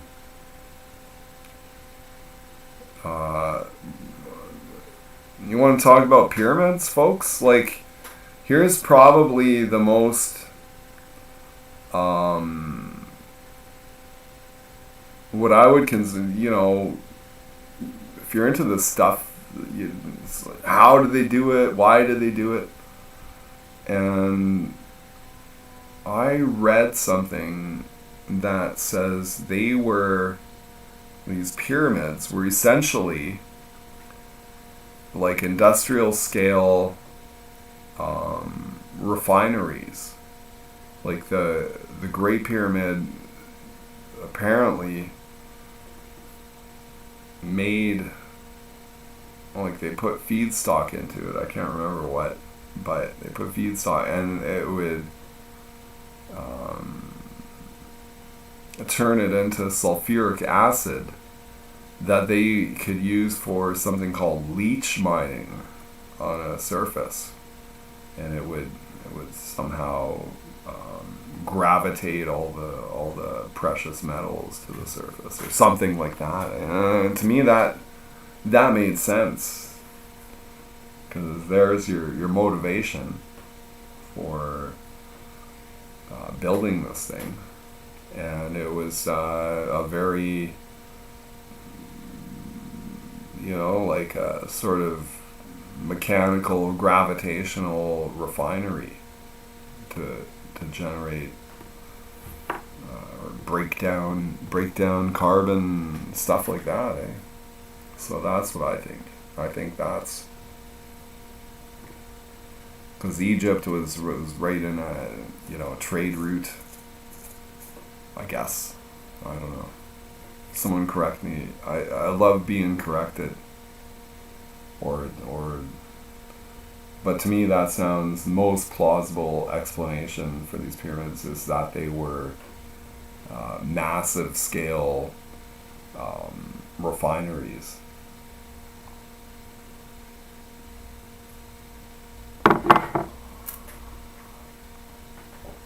And let's read someone else's input.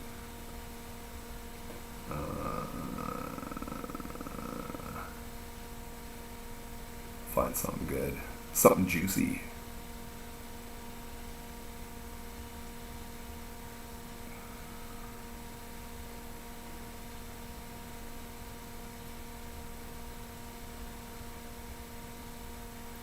Yeah, I should just write out, I should contribute and write out what I just told you. They're massive, like, industrial scale refineries.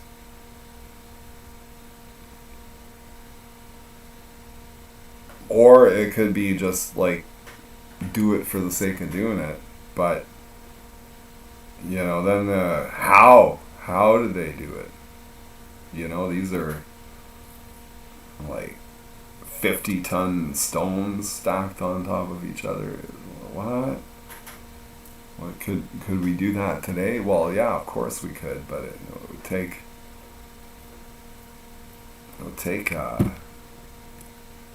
I don't know, saying like a decade. I'm gonna say a decade. Just throwing that out there.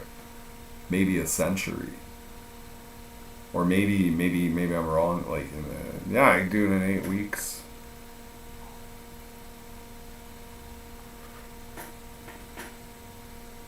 Probably not. 8 weeks. You can't even build a basic shit shack in 8 weeks. It seems.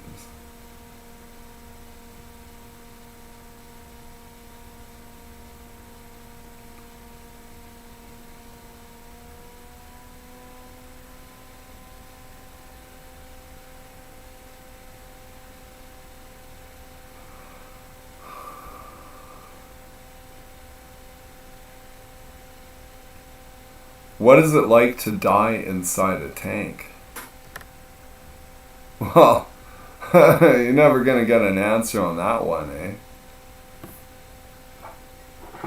Unless you believe in traversing the afterlife and you do a seance or some shit, you know.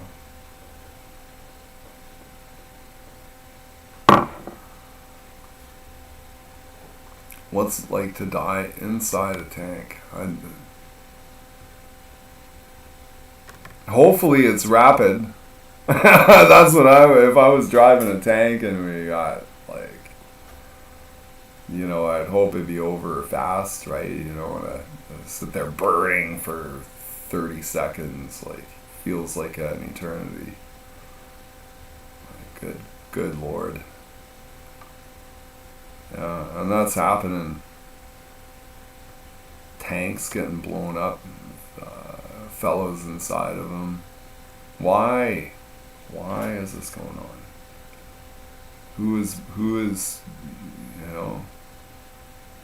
the whole idea of profiting from war is to me,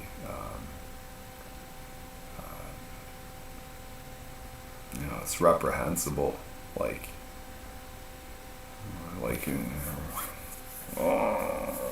we're gonna make $40,000 this week over selling ammunition, and then, what?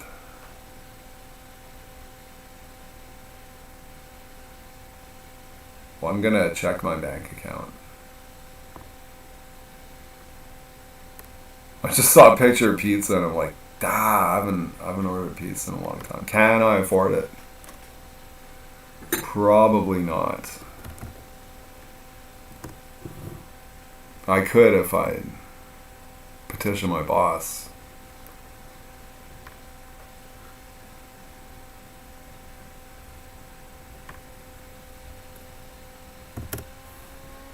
I don't want to bug him though.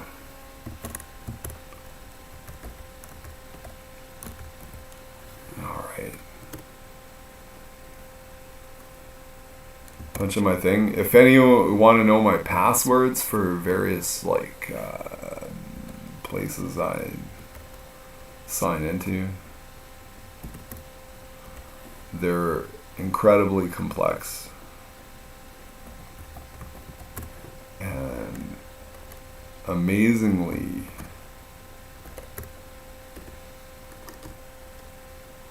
I'm good at memorizing sequences of letters, characters, uppercase, lowercase, blah blah, numbers. Yeah, I think I got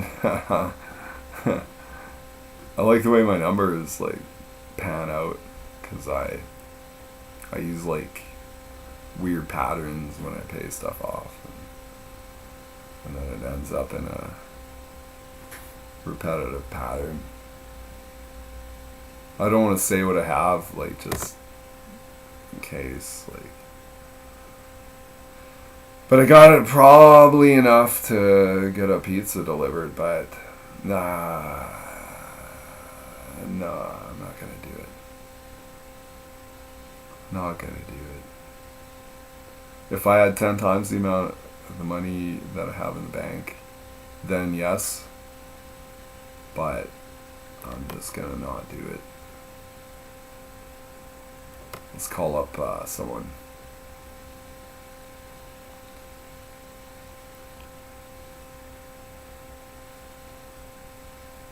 Looks like nobody's active on Facebook.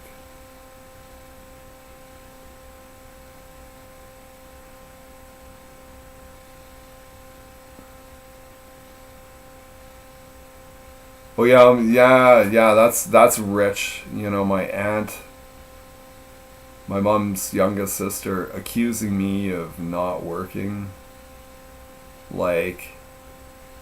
Fair enough, I work a lot less than most people, but I do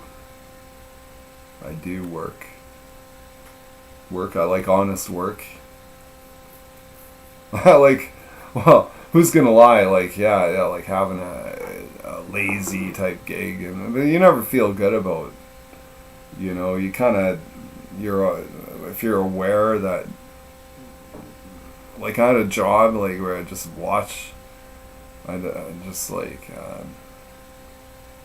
I was a security dude, and like I'd bring people onto the Air Force Base, contractors, and then I'd oftentimes I'd be getting a higher rate than the fellows actually working, and does that feel good? Do you feel? To me, it feels like strangely unjust, because like everyone's paying tax, and it's like, fuck. Am I gonna complain in the grander scheme of everything? It's like, yeah, I'm sort of in a mindset like,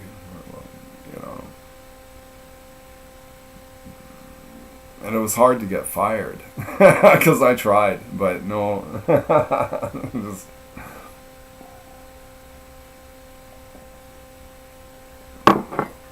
Trying to get fired.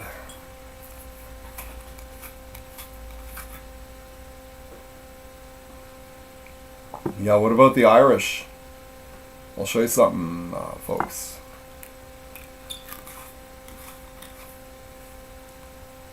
I think on my mom's side, I believe I'm like Scots-Irish medley.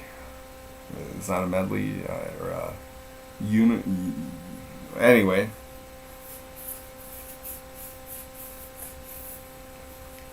this is I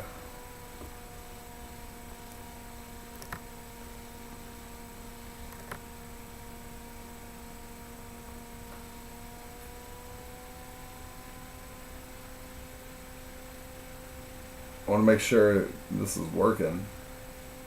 I'm talking into nothingness.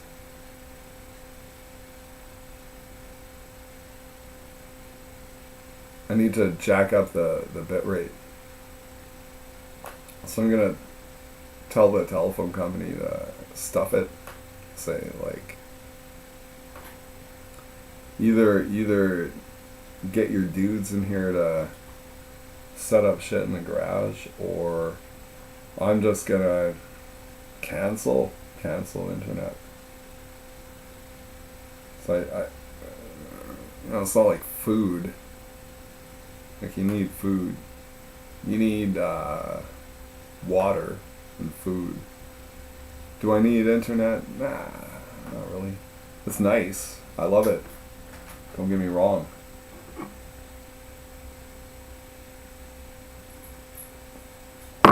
Yeah, but this is like a typeset.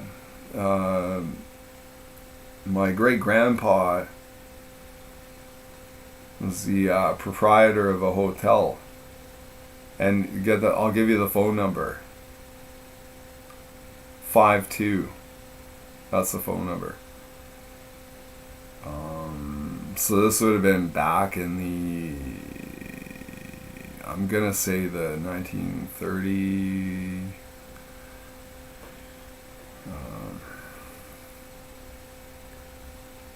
30, what was it, the roaring 20s and then the dirty 30s.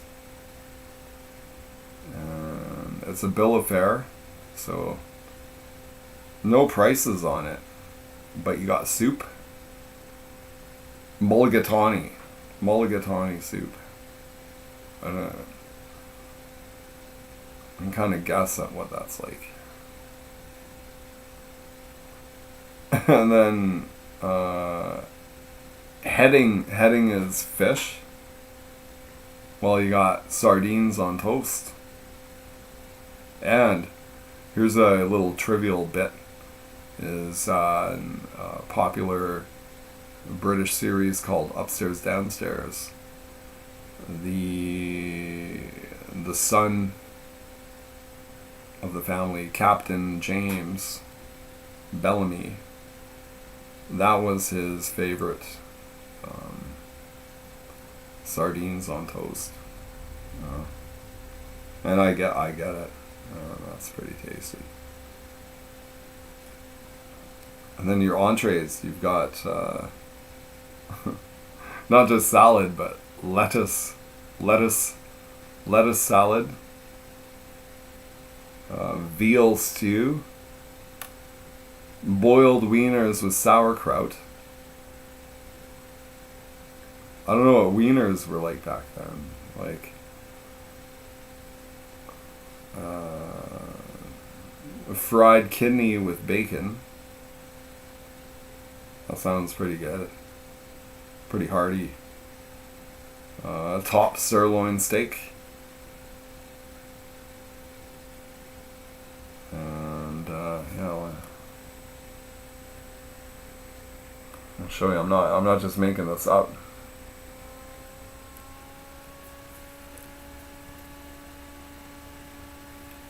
If I was in the business, if I was alive back then, I would have made the bill of fare a little bit more comprehensive. It's like it's nice, like the type is nice and everything, but it's sort of spaced out, like weird. So you got roasts, you got beef and gravy, or pork with applesauce. And then you got vegetables, for all your vegans back then. It's like steamed potatoes, new string beans. Not old string beans, but new string beans. And for dessert, you got pies. That's about it. It's just pies. But you got apple, raisin, plum, coconut cream, tapioca pudding with cream. And then for beverages, like this is like rum running days, right? Tea, milk, or coffee. There's no like vodka, there's no rum, no beer. However, you can well imagine,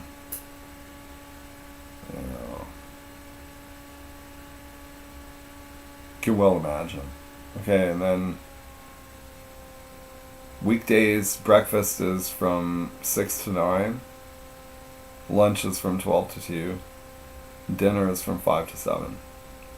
On Sunday, breakfast is from 7 to 9, lunch is from noon to 2, and dinner is 5 to 7. That sounds like really civilized. That's nice.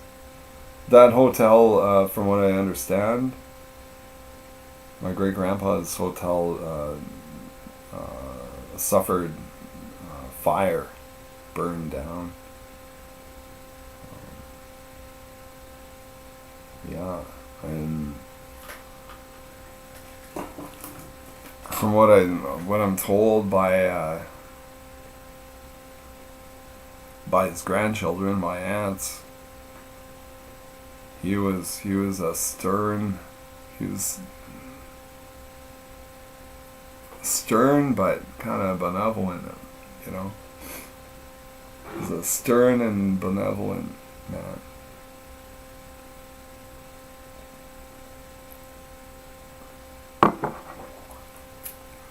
They like to say, like he'd knock my block off for talking turkey. I'm thinking realistically, like,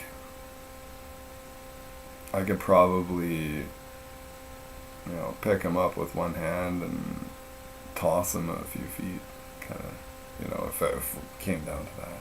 You never want to think of that, but it's like a leprechaun. And I'm like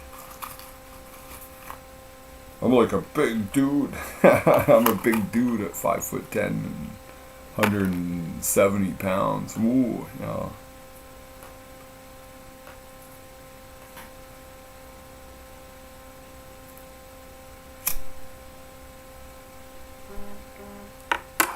Ooh, sounds like I got a notification. It's like bzz, bzz. Oh boy.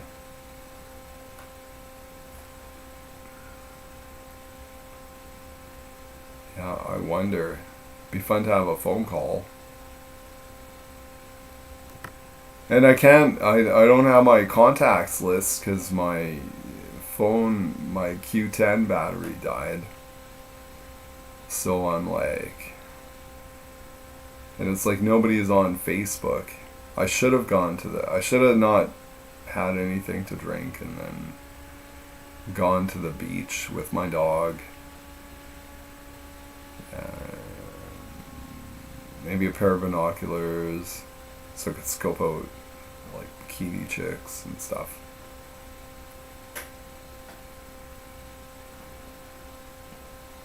Sort of my thing, but I can maybe do that tomorrow if I make a pork roast tonight. I've got mushrooms. Haven't had mushrooms in a long time. Been like really scraping the bottom of the barrel, like living off potatoes and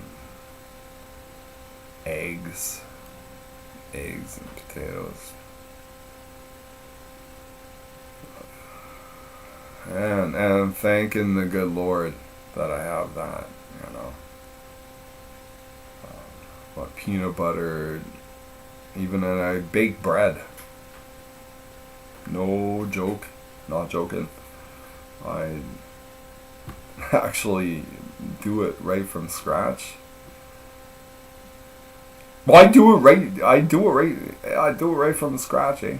No, I really do. I like, it's something I've gotten it down to a bit of an art where I get nice loaves of bread.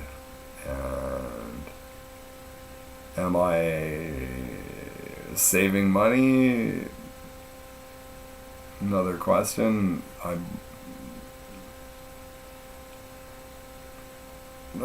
little bit, yeah. Let's call it like I'm saving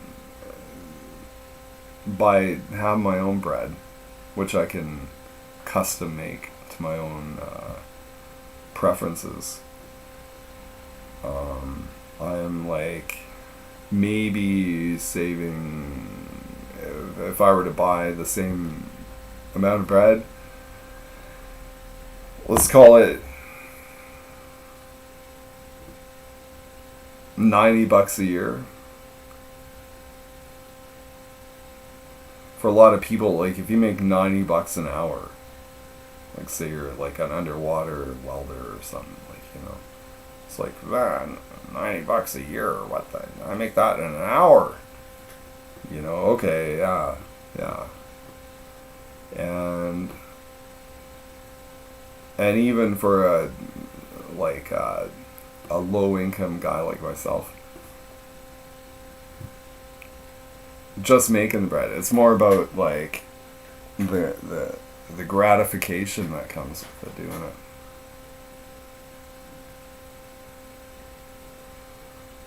It's like, boy oh boy, you could put me in the middle of nowhere, and if I got my water and my yeast, my flour and salt, a heat source, man, I can make bread, right? Like, right. I don't need grocery store. And I can show you how to do it too. And the next, check it out, folks. Okay, strap yourselves in. Like, this is like cool thing is I've discovered the water, when you need water to make bread.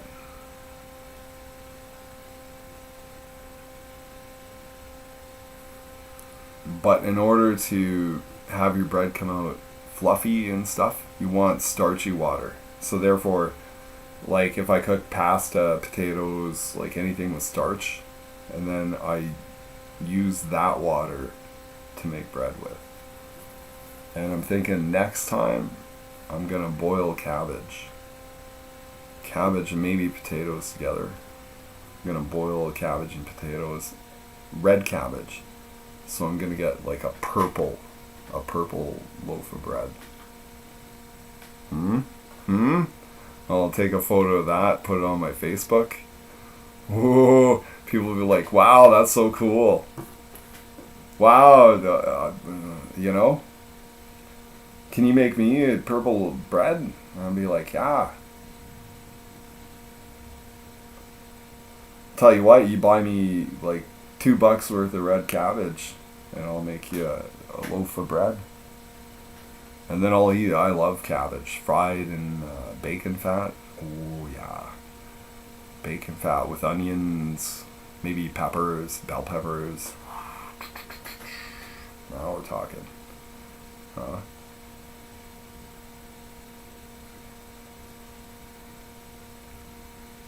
So Saturday. I'm thinking a lot of people work Saturdays nowadays.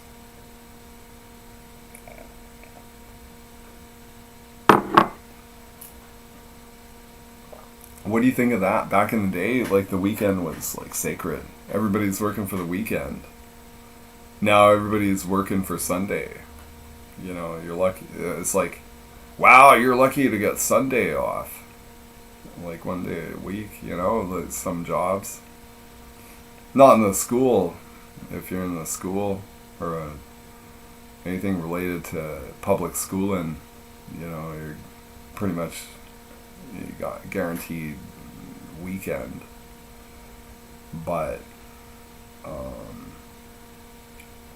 yeah, you're working for a lot of, like I'm currently working for a independent contractor fella, and it's like there's no guarantee you're gonna get Saturday off. I happen to have it off today, which is nice. I like that. I like the, you know, couple of days off a week. A lot of people, like, they're like retail workers. All the stores are open 7 days a week now. Like, and then only the you know, let's say the too cool for school types, they like somehow finagle a way to get out of the work in the weekends, and it's the nicest people working Saturday and Sunday, you know, not even necessarily getting a shift premium or anything. It's like when I worked on the Air Force Base, it was like, if you're working Saturday, you're getting time and a half all day, you know.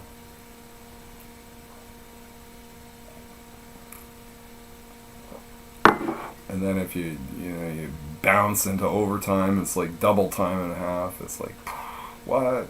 Oh man, it's way better than the private sector in terms of remuneration.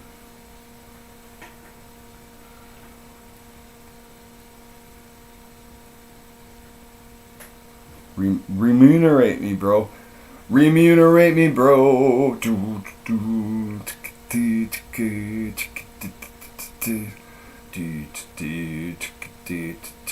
Remunerate me, bro.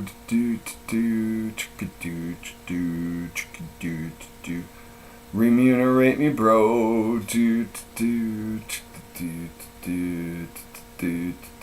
I gotta wake up early on Saturday, driving to the place where we work.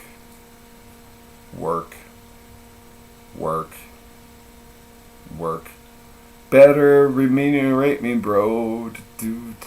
See, I wrote that like right off the cuff. But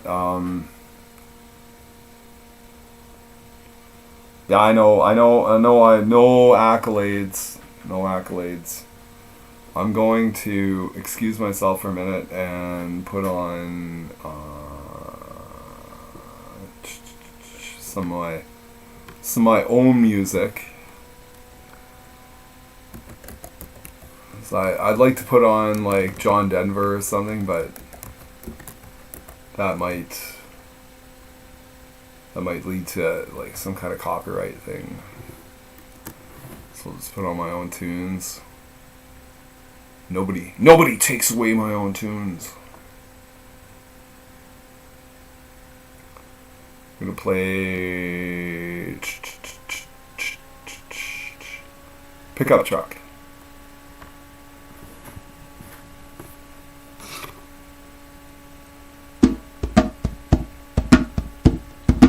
I'm gonna find a dirt road. I'm gonna find a patch to piss in. I'm gonna drive down here till I can see. Train through both sides of my big city. Across the side of the road in a long black key.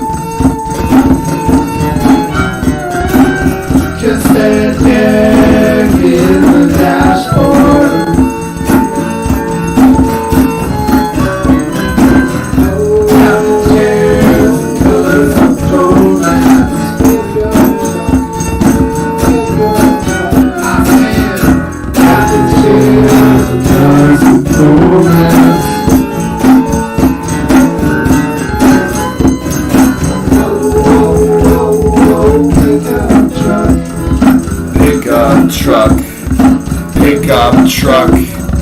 Whoa, whoa, whoa, whoa. Pickup truck. Pickup truck. Pickup truck. Really elucidating lyrics.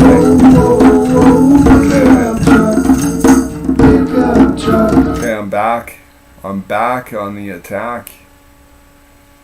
We're gonna have like live stream. I was thinking of a friend's name, and his name ends in INITY. So I'm gonna call him up and rhyme it with integrity. Let's see if we can do that. Like live stream. We'll do it all live on the internet. Live on the internet.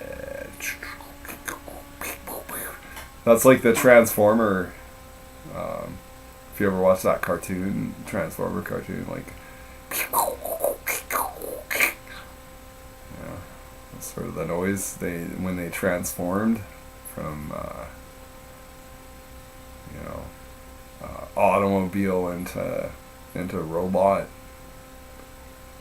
mode. Pretty cool. And now we actually have real life Transformers, and we have, like, I'm not gonna go into it. I've seen like shit that basic contractors, I shouldn't say basic, I mean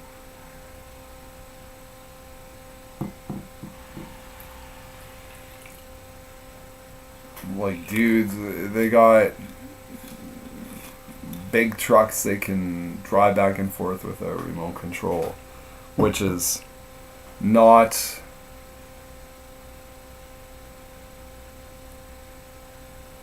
astounding, but it's like it's pretty cool.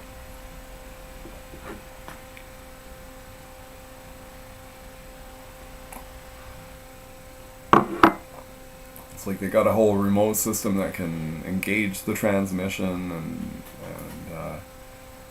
I'd say if you tasked it to me, and I'm pretty clever and stuff, we said, hey Blake, make this thing drive by remote control, I'd be like, gee, it's not enough hours in a day, man, bro, just call up the China,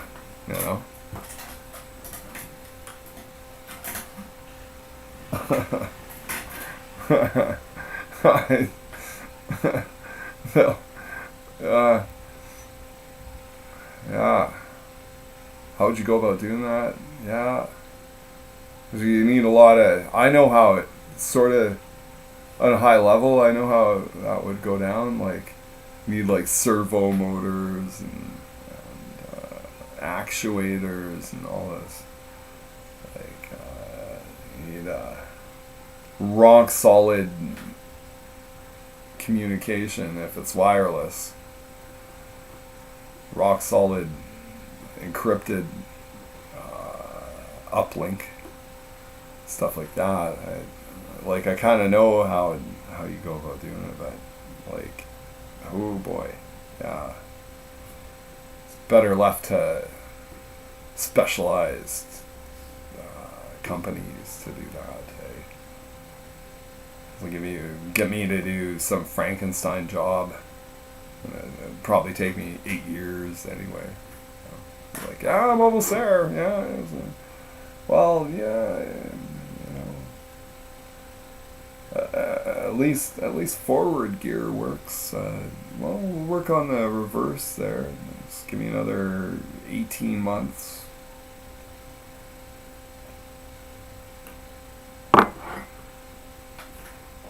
We'll get her in there. What? You're in a hurry? You're in a hurry to make money? What?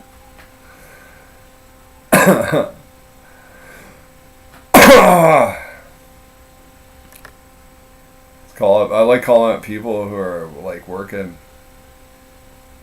when I'm like got a day off.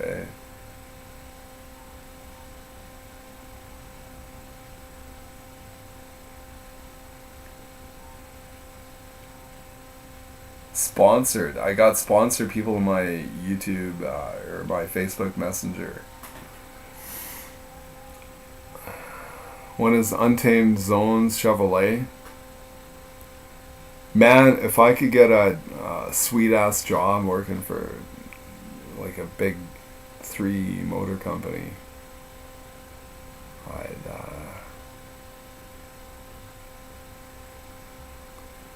just have to worry about your wardrobe. Like, I can't just show up there with greasy fucking denims, like a ratty, greasy hair. I have to shower every day. That sounds weird, eh? Like, most people are like, what, you don't shower every day? Well, past the age of 35, I just kind of thought, like, do I need to, like, if I got a job interview, like, first impressions, okay, I'll have a shower, brush my teeth.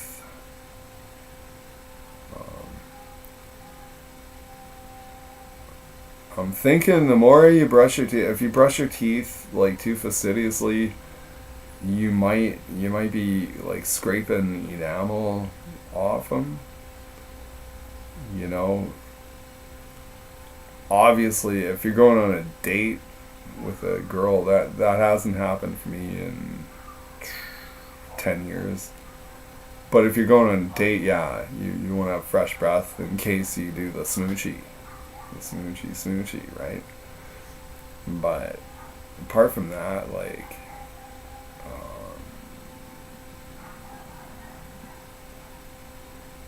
yeah, I don't know, brushing your teeth, like,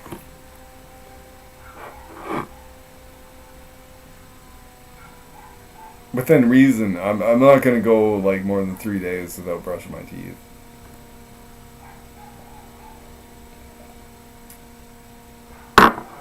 And interesting sideline, I just use baking soda. I don't. I haven't bought a tube of toothpaste. I don't think in my life, like I've never bought toothpaste, like Crest or Colgate or whatever. Never did buy it. I just when I was a kid growing up, my parents would buy it. Like I'm no stranger to the tube of toothpaste, and would, as a kid, like every day brush your teeth. That's what they tell you. And I'm gonna say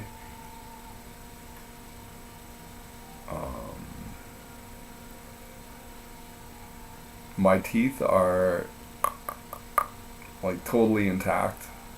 I've got one cavity that's filled in, and dental issues are like an alien thing to me.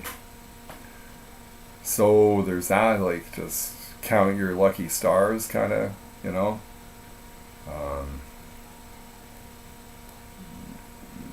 yeah, that is, my teeth might not, they might be stained and maybe not like the prettiest set of chompers.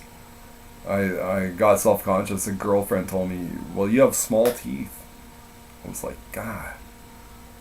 Like, how do you live that down, eh? It's like, it just really stuck with me. I'm like, so I don't want to, like, cast my tea stain, well, I don't even drink tea, coffee stain, cigarette stain teeth towards potential mates. I just want to, hey, how's it going? No. How come you don't smile so much? I'm serious about life. I'm not consciously trying to not smile.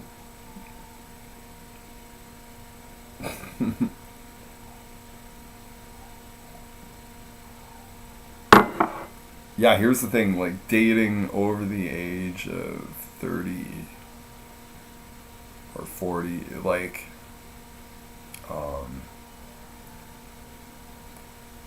regrettably, I don't have kids. I always thought I'd be a good dad. Things didn't pan out.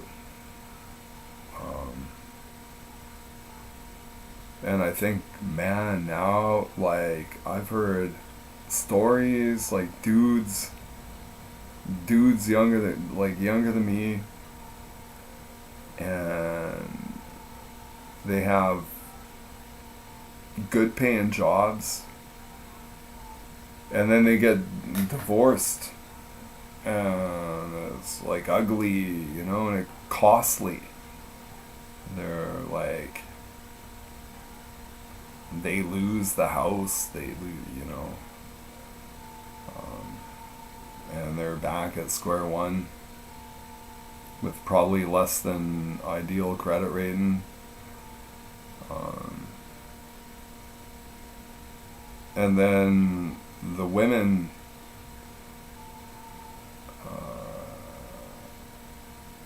are sitting pretty.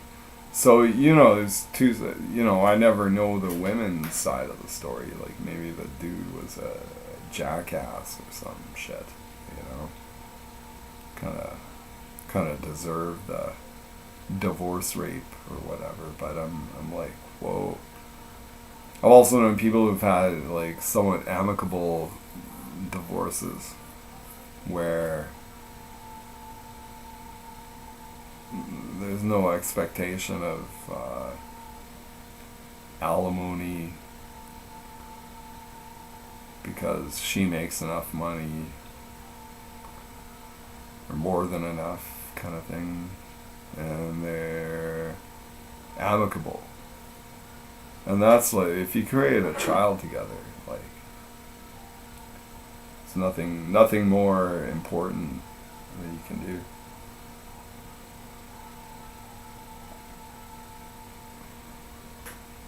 And I don't need to tell, parents that, right? I'm just, maybe somebody out there, you don't have kids yet, or maybe you never will. I never did. Sucks.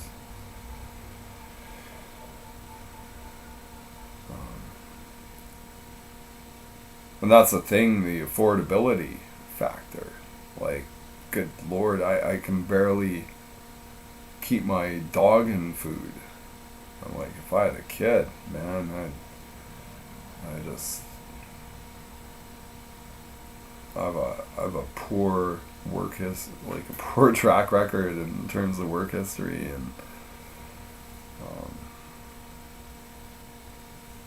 it's like, man, like it's all. Some people say it's a simulation.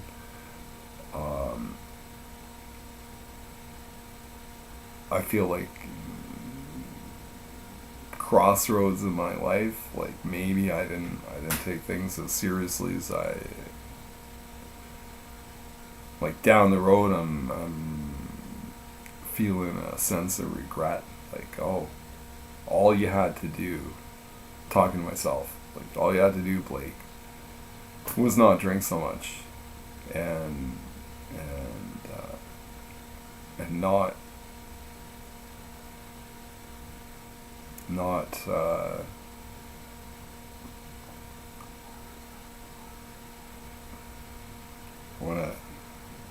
I want to find the right word. Not just, slough off, like, oh yeah, there'll always be another job around the corner.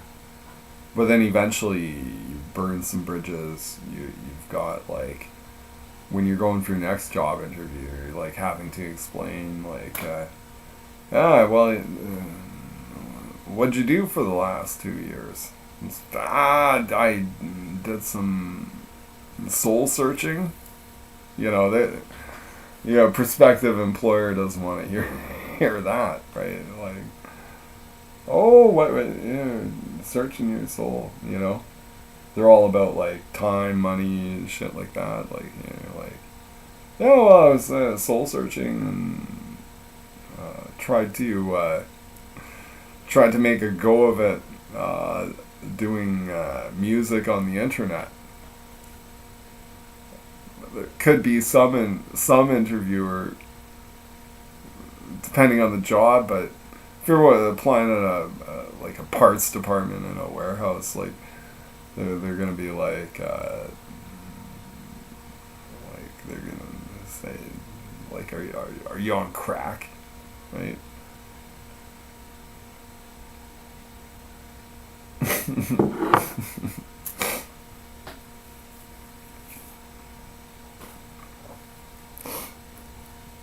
I'm trying to, or like, tell them, oh, well, my interview question, it's like, well, what's your greatest strength? And I just look at them deadpan, and I'm like, putting myself in other people's shoes. Like, and then just look at them like,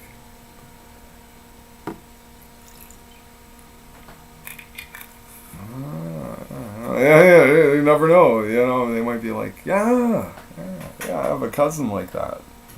We're really good at doing that.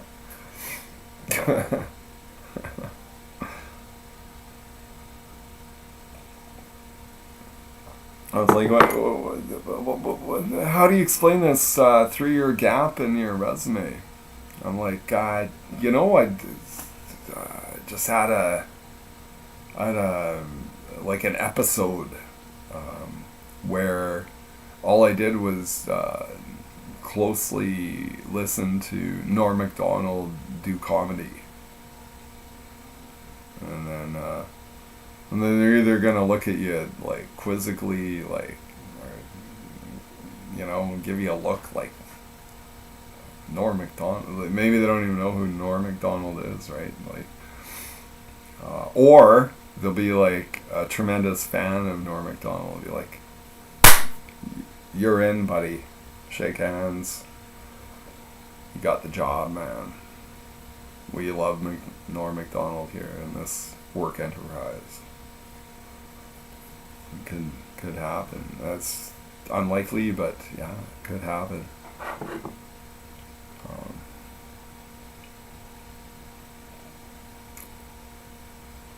What I like to joke about is like I'm not a journeyman plumber. I'm not a journeyman electrician. I'm not a journeyman carpenter. But I am a journeyman helper. It's like when it comes to helping, I'm not too shabby. Good at especially working for independent fellas and stuff. It's like you could not ask for a more conscientious. Well, maybe I don't want to blow my own horn too much, but someone who is like acting considerations, thinking ahead, making sure, thinking of everything that can go wrong. I have to do that in my own existence anyway. It's like, what is going to go wrong today? And there's not much because I've got it. That's how good I am. I've got everything kind of on lockdown. And it is hazy. You wouldn't believe out there, man. I don't know. It's like forest fire smoke blowing in. It's just hazy. I know it's not. I know my own eyesight is like kind of faltering here and there. I can't see small print like I used to. But it's pretty good. But I'm looking outside and it's like I got a basket and I don't know, like someone's like burning 17,000 tons of sage on the horizon. It's like all the smoke's blowing in. Smoky. It's getting smoky in town. You can't see the sun distinctly. It's just there. It's up in it's all. This is the haziest day, maybe the haziest day all year so far, insofar. And I'm like, man, I want to go to the beach. It's like, but I can't. I could walk to the beach. Like I said, like earlier, like in the beginning of the podcast here, like taking me about half an hour to walk there, half an hour back, and I'm already pissed. I don't want to be walking along shoulder of a road, traffic. Like, what if I get hit by a car? Like, oh boy. Then I'd be like in a world of regret. I'd be like,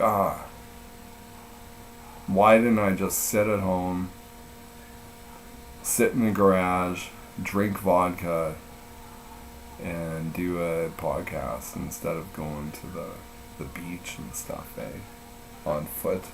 If I could get a friend to drive out. Unlikely.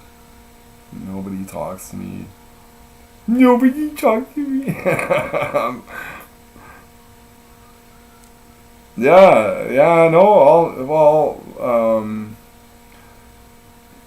all my old drinking buddies, they're no longer around.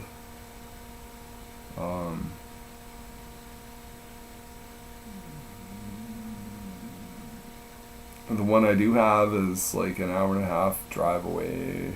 I'm like,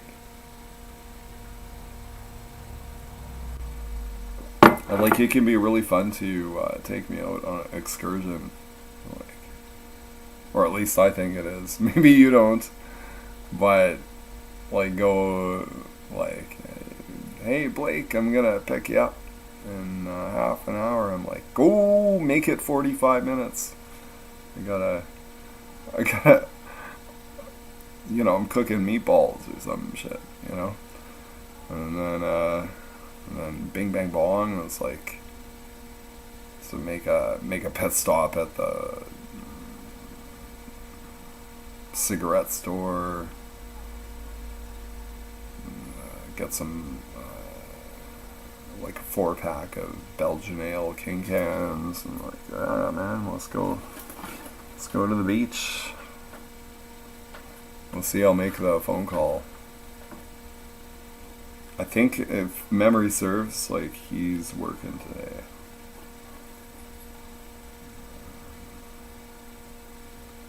He shouldn't work on Saturday.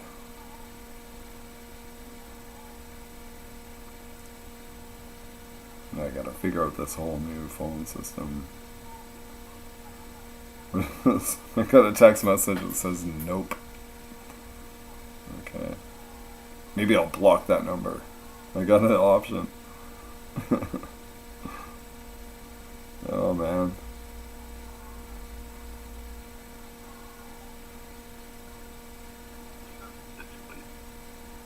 It said leave a bitch. Leave a bitch, please. I'm like, fuck, I don't got no bitches. F man. F man, I ain't got no B's. That's the only number I know. I call my landline. I'll just get my own answering machine message. Isn't that pathetic? This is how pathetic.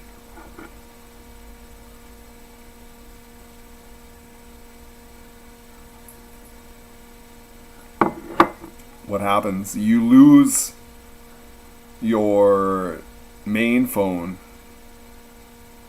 It's I love this phone. And it's research in motion, RIM technology. It was the device that Barack Obama carried. It's the same.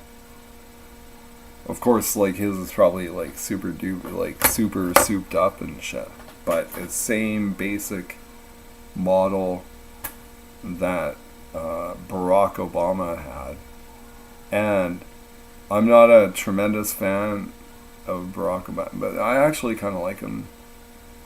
I think he's got a good sense of humor. That's something I appreciate. He was like part of the Joom gang, eh? It was like, oh, I'm smoking weed, or like he intercepts the joint rotation and shit, eh? And then he's got a crazy brother in Africa. I'm gonna say Africa's a big place. I think. I don't even want to embarrass myself by like guessing the country.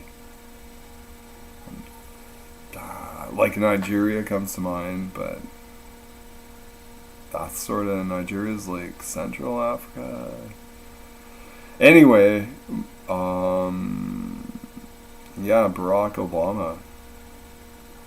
That's why I tell people, like, yeah, I got the Obama. They've got like the iPhone 19 or whatever the fuck, and I'm like, they're like, holy fuck, what's that?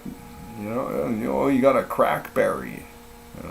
People say, like, well, it's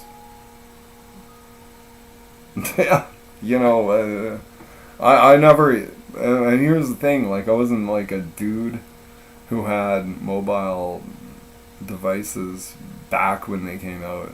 Like, I was like, it seems expensive, and like, what do I need? I'm not like a porn dude or a business guy.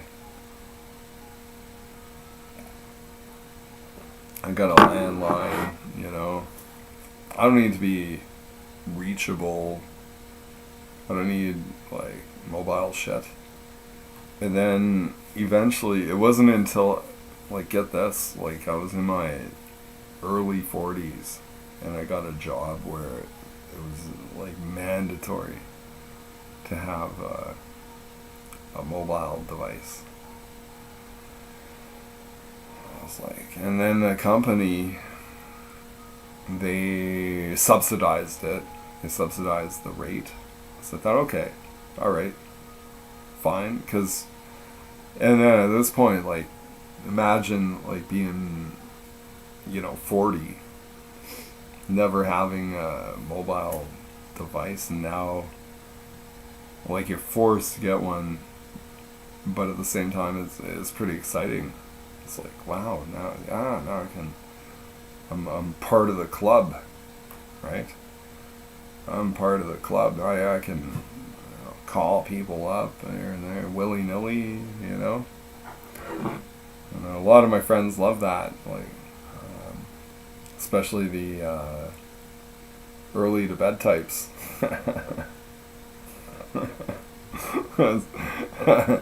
Me having a mobile device, like, has resulted in a lot of like mad words. It's like, what the fuck are you doing calling me? And I'm like, God, The one I'm like is like, sorry, but at the time I'm thinking like, yeah, I'm having a good time. So must everyone else be, right? Sort of the retarded drunk thinking. I'm under that I'm under that.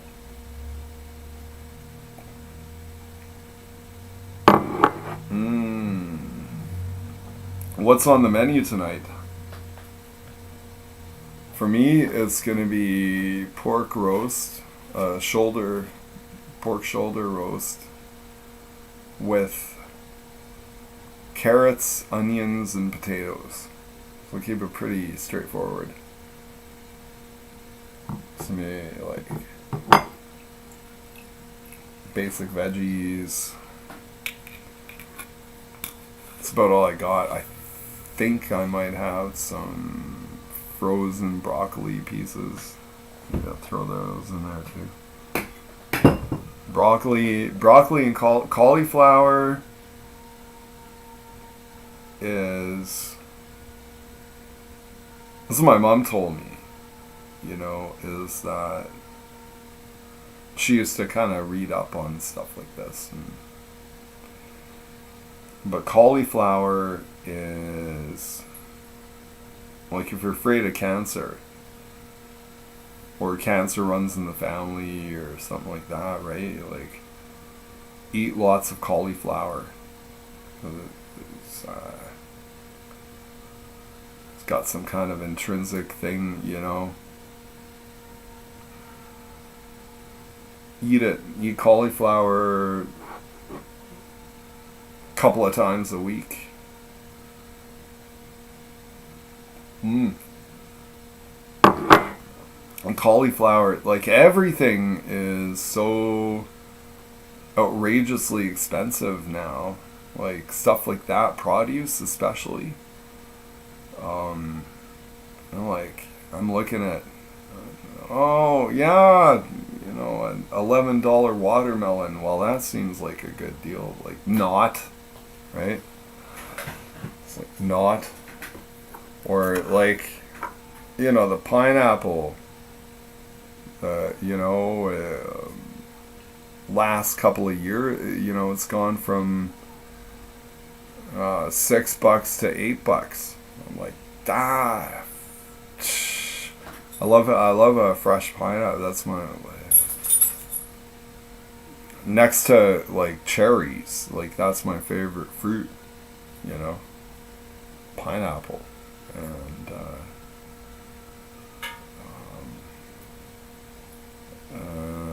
like, I've seen like celery. Like, you think celery, really? Celery, really? Really celery? It's like, holy shit. Like, it's like Oh yeah, it's just $4.99 a pound or whatever. Holy fuck! I'm not paying that shit. Fuck that. Sorry. F that, you MFers. You know.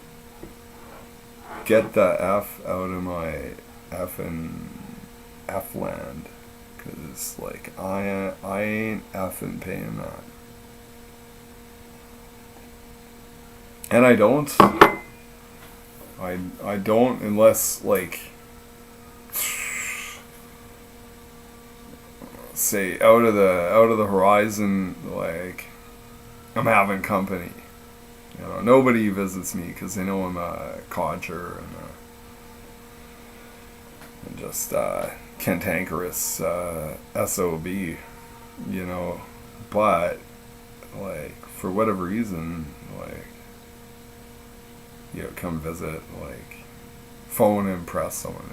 It's like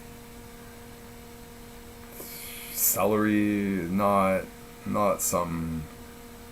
I just make sure I have Dijon mustard, uh, butter, something like a roast thing, or like some fish, barbecue. You know, if you want to.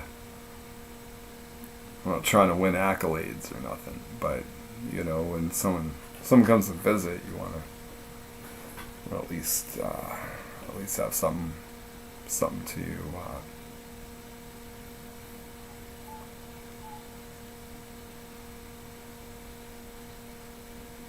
Yeah, it depends on the company. Are they going to be impressed? Perhaps not. Are they going to be satiated? Well, at the very least, you hope so, right?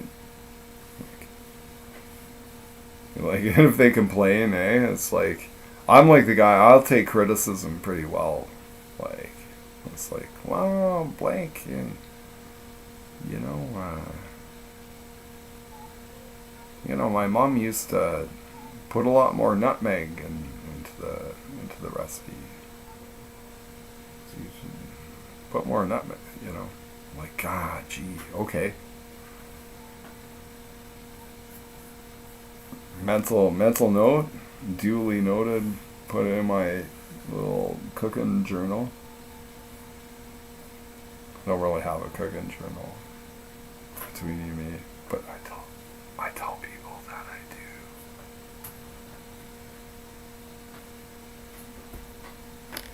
And smoking smokes. Oh yeah, I love these smokes so much. They're very, very good. They're special. They only get them at one store, and it's run by East Indian. There's not a single white person that works there.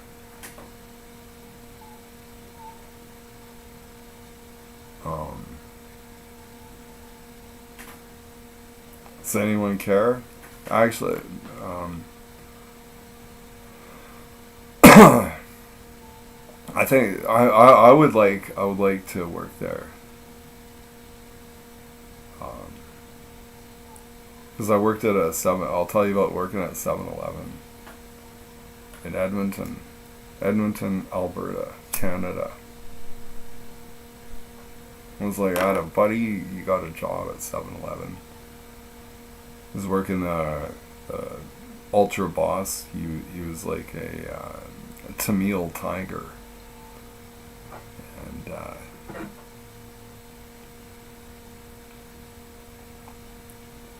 I was like, man, at the time I didn't have any job. I was like scrambling to get like provincial handouts and stuff. I was like, bro, can you get me a job? He's like, it was like bing bang bong. Fuck, now I'm hired. I'm doing the retail type shit, you know. And it was fun. It was fun because, like, you can well imagine, like, in Edmonton, you get all kinds of characters, different walks of life and everything coming in there. And you got, you're working with different people. Like, I was working with this Smalley fella. Um, he was like a rotund African guy. He's like, and he's studying to be an architect. I'm like, fuck, that's cool, Like, architecture, In a different, in a different like time stream, like maybe me and him could like sit down with the graph paper and like, hey, check, what do you think of this style, you know? Like I like drawing architecture and stuff. Anyway, but we're working together at 7-Eleven, and another thing we had in common was chicken wings. So, like, there was no holds barred. It was like all the chicken wings you could fucking eat. And it's like me and him are on the same page. It's like, oh, there, another unsold batch of chicken wings. So, nobody, like there's a swells in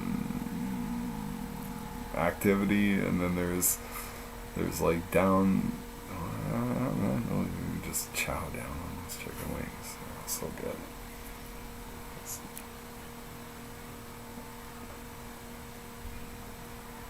Yeah. I remember when he was trying to show me how to clean the one of the, I don't know, coffee machines or some shit. And I'm like pointing something out, and he's like, "Oh no, it's just cosmetic." And he'd say, he'd call me, "Oh," like his name is Shola. I'm Shola. Ah, Blake, and my buddy who got me the job, his name is Graham. He's like, Blake and Graham.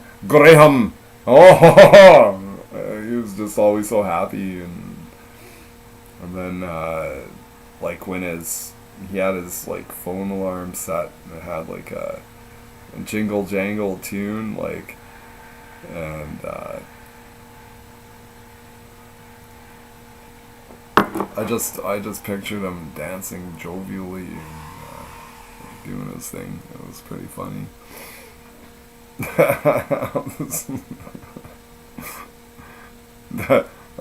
Blake. Oh, it's just cosmetic.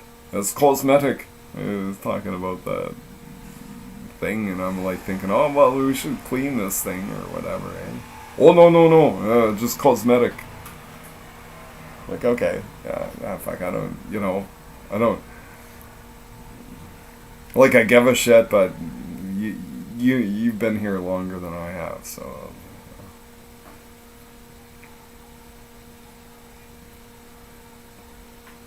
And then I got fucking shit canned from that job because I, like a girlfriend got me all, like, yeah, I'll blame someone else. Yeah, it wasn't my fault, but girlfriend got me, like, drunk and high before I went to do my 7-Eleven shift. It wasn't this time, but, yeah, one time, like, it was right next to college campus. So, as you can well imagine, there's, like, you know, students like coming in, and I'm behind the counter. I'm like waiting for someone to purchase something, and and this couple would come up. They were like maybe 20 years old or whatever. And at the time, I'd be like 35,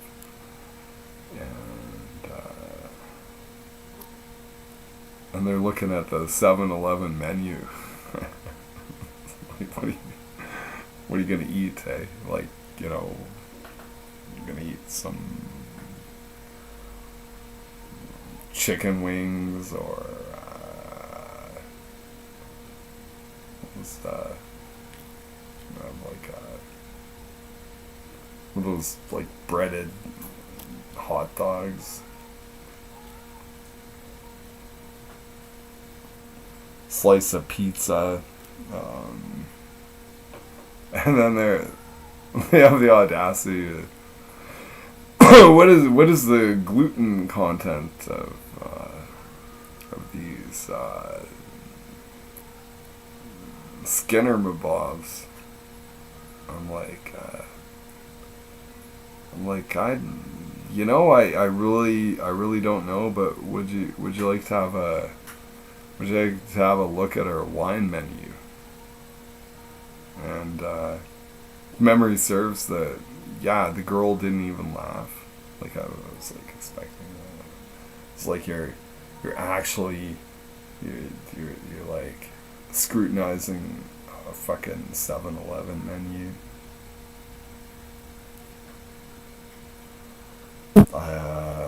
Fair enough, you should, but can you really expect a low-level employee to have any kind of serious answers about like the composition of the fucking frozen food that we set out there?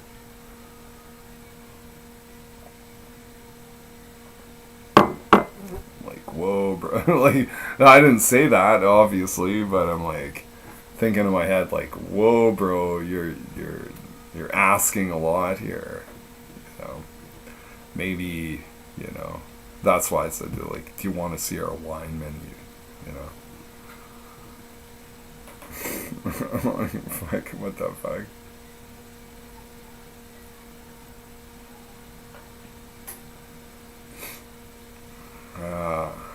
Working 7-Eleven.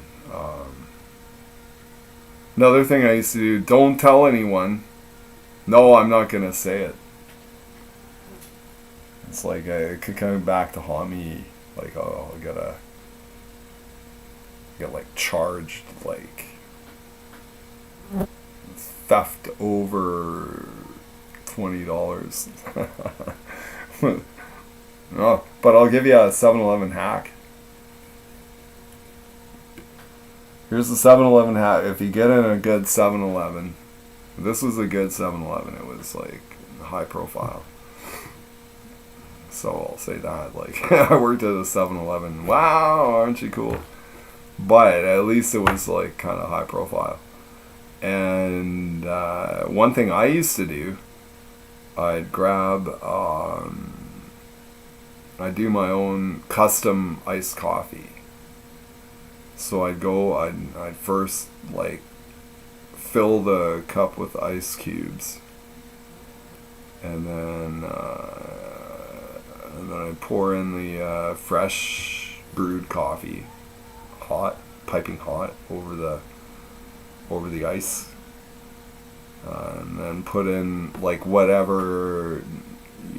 I didn't do the flavors so much. I typically, I just put in some like brown sugar, and yeah, that's about it. Oh yeah, maybe a creamer. Boom, boom, boom, and then you pay the price of the cup. That's sort of how they got it geared. So, like for like $2.30, I get a jumbo iced coffee.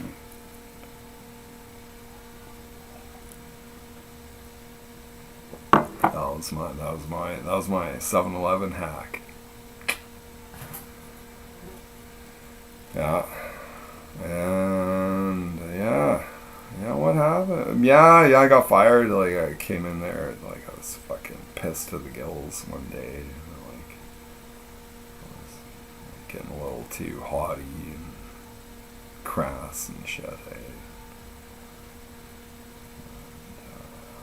Boss is like, our relationship is over. I'm like, really? Man, I'm just having a bad day, bro.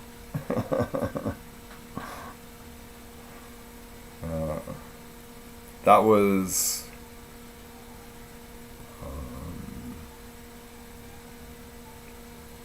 say like 15 years ago.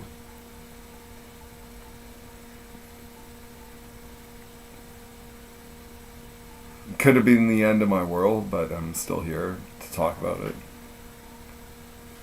Work in the 7-Eleven. Imagine running like, or owning, like being a franchisee of 7-Eleven, trying to get reliable workers and stuff in this day and age. Like, it's like tall order for sure.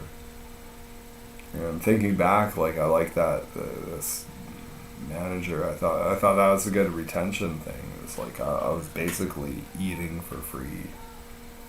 You know, pizza, hot dogs, whatever the fuck. It was all destined for the rubbish pile anyway. So why not? You know, perfectly good fare. Not nothing to write home about, but and pizza was not bad. The chicken wings were fantastic, really. And yeah, fill your boots, have a hot dog. Who cares? You know, there's probably some 7-Elevens that are like, you never don't eat the food. You know, it's like, oh. Then you got these employees that are barely covering their rent, right? Like their rent in a city, I'm looking at bare minimum, like probably $800 a month, and they're only pulling in like $800 every 2 weeks, kind of thing, after taxes. It's like fuck. And then the price of food, I don't need to go into that. But I will.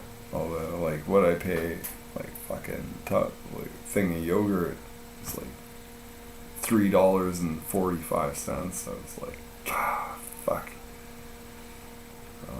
Butter. I like having butter. That was like $7 for a half pound of butter or whatever. Eggs, $10 for 30.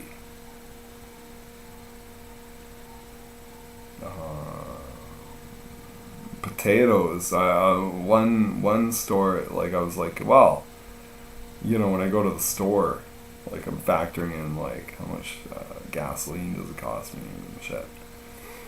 I'm here now, like may as well, like, shit it is it. But potatoes were like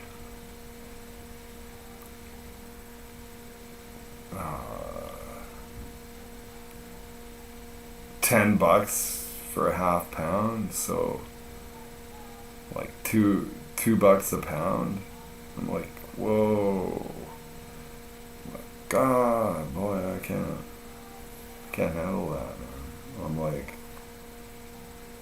went to the other place like a day later while I was like conveniently like in town anyway, because I live on the lakeside, and for me to go to the commercial, we've got no groceries here on this side of town.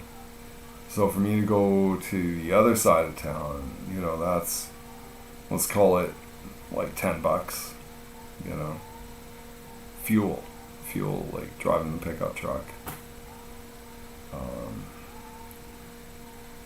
Yeah, so that's the sort of thing I like. My frugal mind, like I hate like dipping into my booze and cigarette budget, right? Like if I make a trip, I want it to be I want to optimize my fuel usage.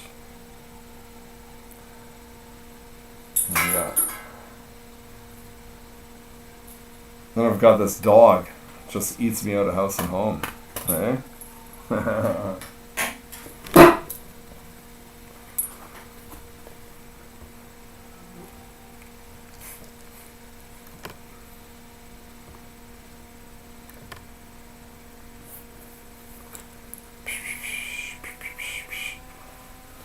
Who's the star of the show, huh? See, I'll do the talking for you, if you can remain still.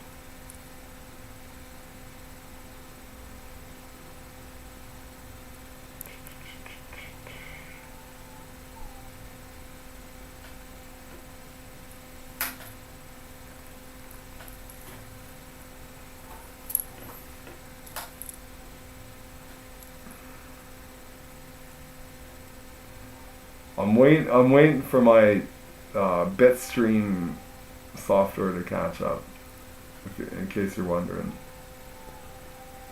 But I'm mentally composing a song as we sit here.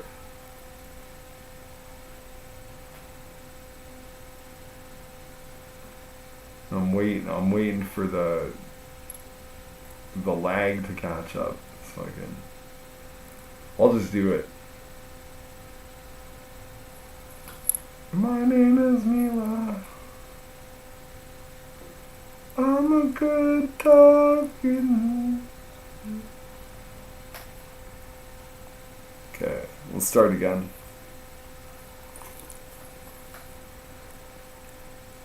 My name is Mila.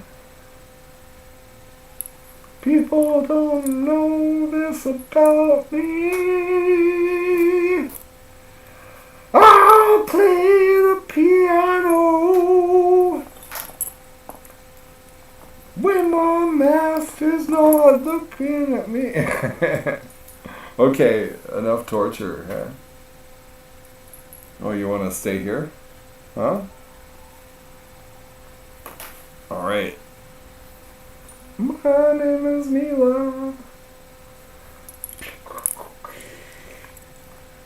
I smell a bit like a skunk. One night in the middle of the night, I got sprayed by a skunk. Well, my master gave me a bath in tomato juice. I really hated the procedure, but now I don't smell so bad. My name is Mila. I live on the upper floor. My master is there all the time, but I don't love him no more. My name is Mila.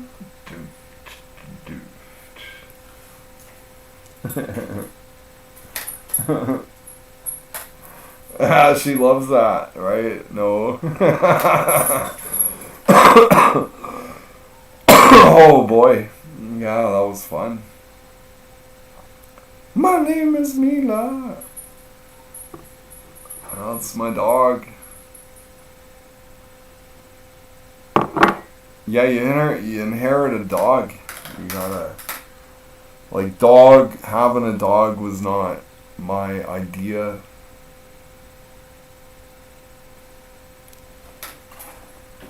But,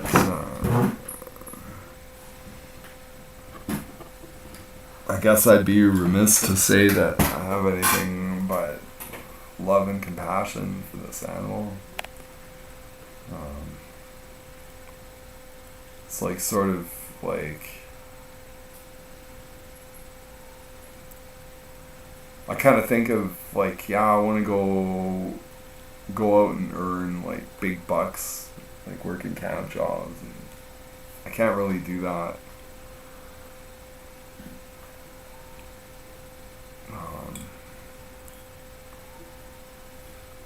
Cause like, yeah, I could get a dog sitter, maybe,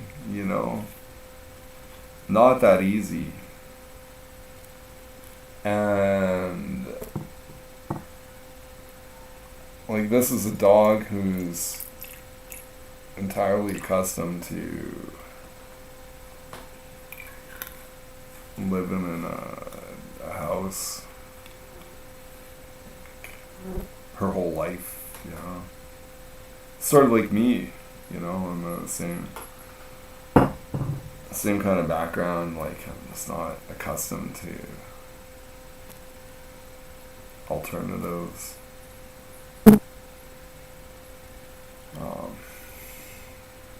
So yeah, I'm sure there's suitable places out there that I could park her if I want to go earn some mega coin, you know.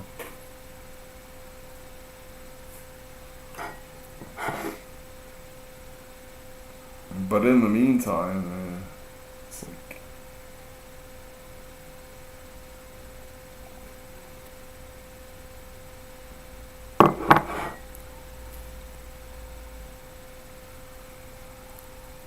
yeah, you kind of stuck with the dog, and it's far. I get it. It's far easier than if you got kids.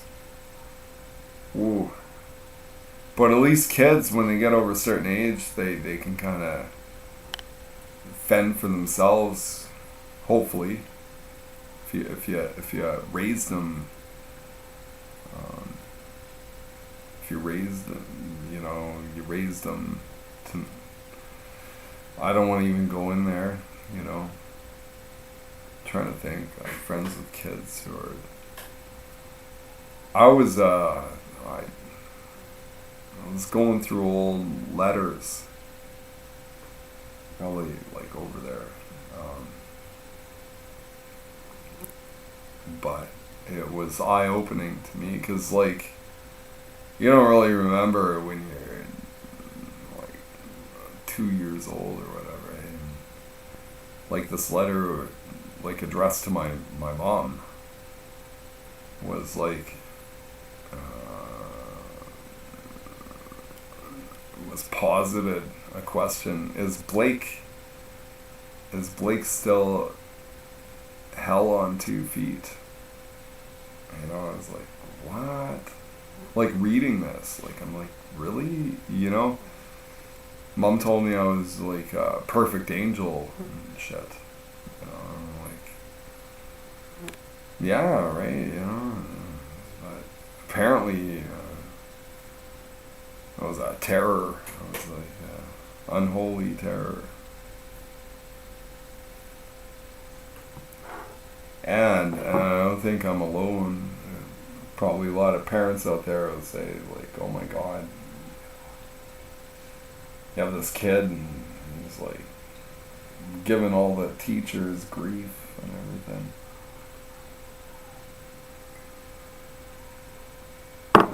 Parent-teacher interviews, you're like, fuck, I gotta do it. You gotta do it. You just gotta do it. You're like, boy, I don't want to hear this, like, smoking in the bathroom.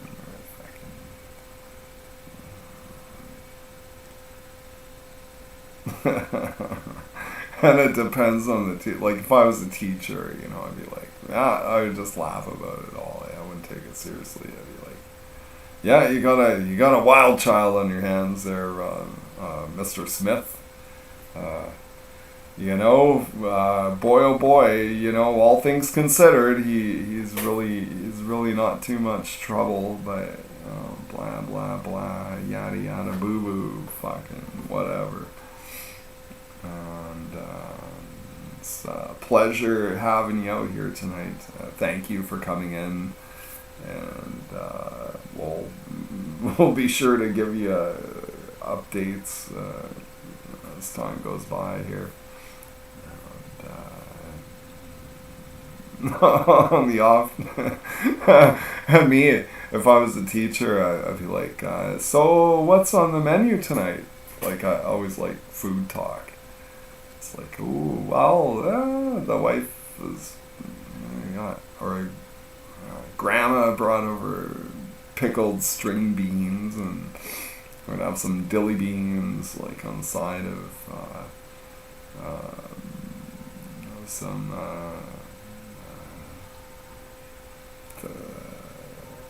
like a Asian stir fry or some shit. You know, whatever. Yeah, it's like could be Italian, like or a Spanish jambalaya we're having. You know, like who doesn't like jambalaya, right? Get a little seafood, tomato sauce, fry it up. Me, I'll fry it up in bacon fat.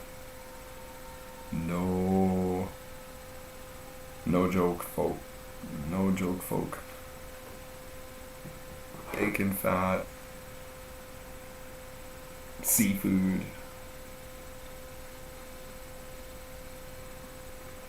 Lovely combination.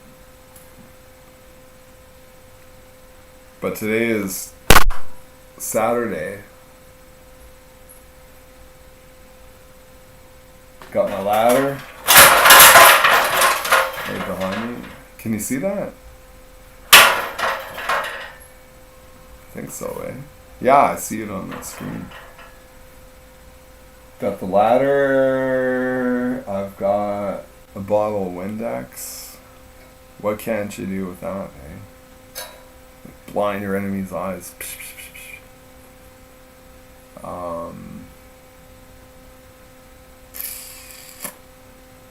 Can't drive anywhere, regrettably. Woke up today and I was thinking, yeah, I'm gonna stay off the sauce and like, go out to the provincial park and sit by the beach with my dog.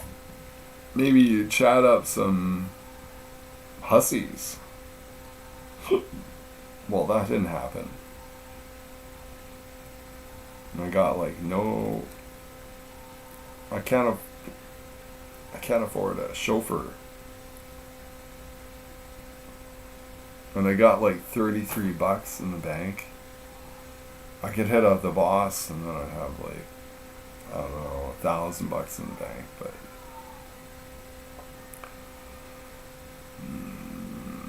I wanna strain myself a little bit. I at least got a bit of a pantry type situation. And I'm sure I'm not alone when it comes to being frugal. Like,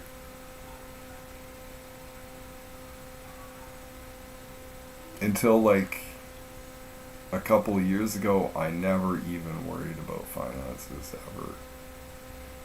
Now I'm like, ooh, you gotta watch those dollars and cents there, Mr. Mathews. With my highfalutin Mr. Gotta have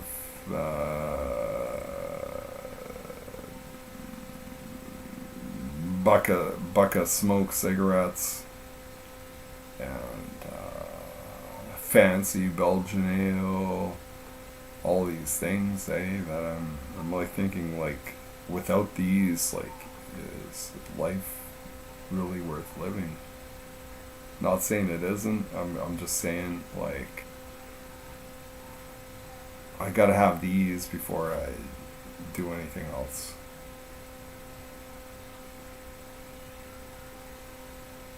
And I don't feel bad. I'll tell you what, I don't feel too bad about it. I feel like, boy, aren't you clever, Blake?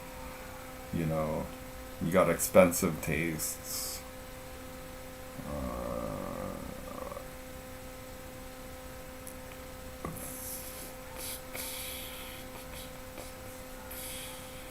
Can I go into it? Can I go into it, or should we talk about, like, this is first world problematic nonsense? Like, nobody cares?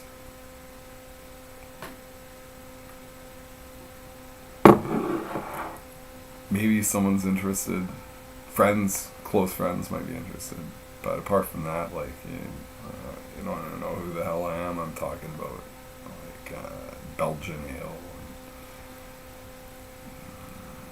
bucket of smokes and shit. Like, you're like, or if you're someone, yeah, you're like, gee,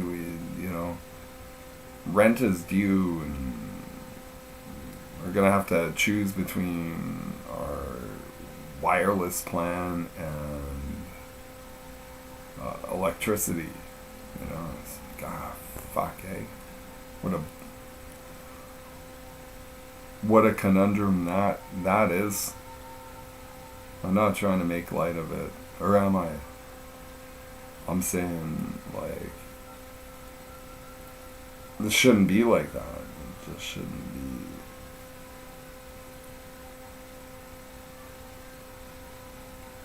It really shouldn't. It really should not. If you've got to work.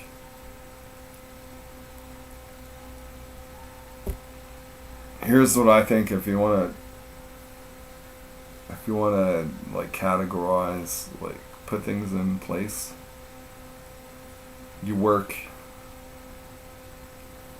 half an hour, and that pays for your smokes. Right, that's because the price we pay on smokes, it's all provincial tax. They're a buck of smoke for decent smokes. Should be like 15 cents a smoke. Not a buck. It's all tax. It's unfair, in my opinion. It's like, sin tax. It costs the healthcare system money.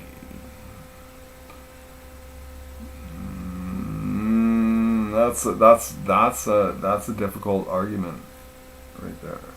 Like, can you really? Because, like, let's face it. Like, people who smoked, 70 years and they're still going okay. Like, is it really the smoking? Or it's like they happen to work in a job where they're shaving metal all day, breathing that in. Like, what's worse? Just, like, tobacco smoke or little micro metal particles? What's gonna give you breathing problems more? Tobacco? And everyone knows, like, look at George Burns, a cigar aficionado. He smoked on stage, 90 years old, No doubt it'll eventually, like, it's, let's say, less than ideal, but I think smoking tobacco is kind of a nothing burger.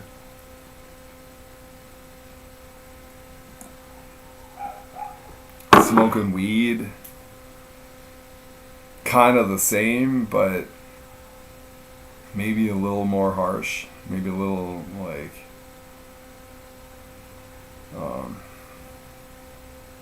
I quit weed, pat on the back, quit the pot, and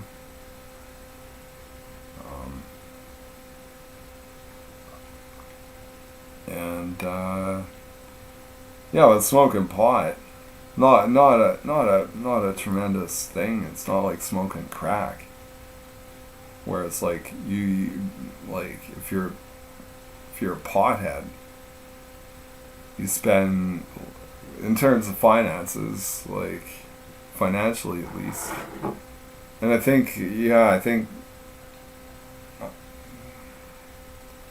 pot and cocaine are like two different animals. Like, you smoke pot, like, for like $80, you're gonna get, like, let's say a 3-week supply, or call it 2 or 3 weeks supply.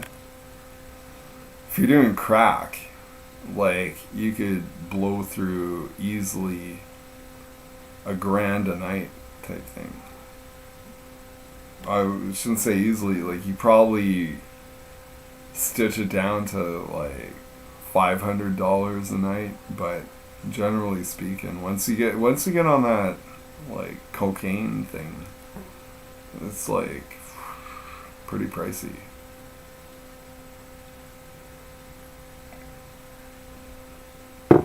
Don't ask me how I know this. I chipped in. You know what? I guess like in terms of doing coke, I was always pretty lucky. It was always like people wanted to like I was impelled, not. I never really spent money. I think one time in my life I spent money on like chipping in. It was like they want to, let's get an 8 ball, so I threw in $20. It's like, okay, this is kind of exciting. It was all older people, and I'm like, wow, this is like, this is like interesting, right? And then I had a buddy. He was in the hospitality industry, so I think like doing coke is pretty rampant in that state of affairs. And he would like, yeah, I'll tell you a quick story. Like he brought over some cocaine. It's like, but is it really cocaine, or is it like, what the hell is this shit, right? And I was reluctant. I was on, and it's not my thing. Like, if I'm gonna do drugs, like, give me some weed, And by this time, it was coke and brought over.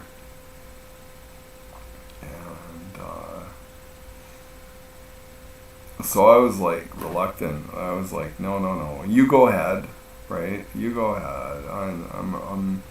I'm more than satisfied with my booze and smokes and everything, right? And I was, like, it's always exciting to like do new stuff, and so finally, he was like cajoling me into doing it. And I was like, oh, okay, fuck, I'll do it.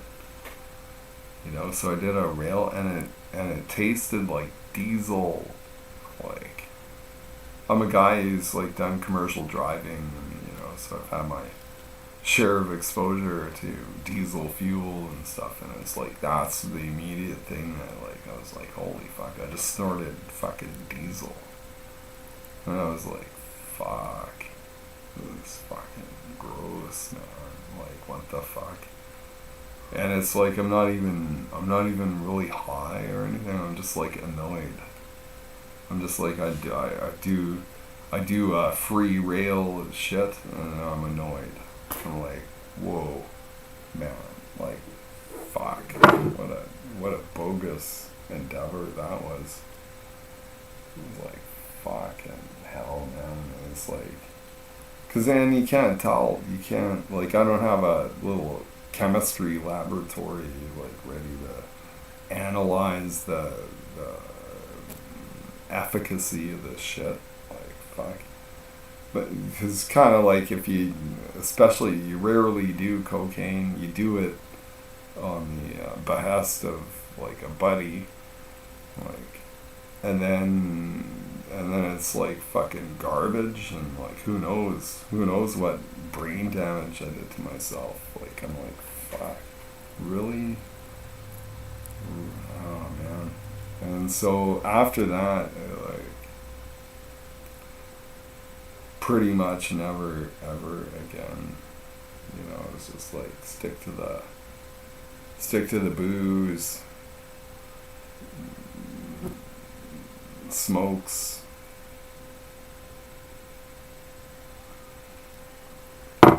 do some weed. At least you can kind of see what you're getting. But getting that like nose candy, like, that's like a crapshoot. you know. You don't know. And that time, that was like, oh, like just like instant regret. I was like, what the fuck is this shit? You know? Because believe it or not, I had done coke in the past, and it was nice and smooth, and it was like mind blowing. Like the first time you do it, you're like, you hear all the horror stories and stuff, like for good measure, right? Like, but I guarantee, like, I was such a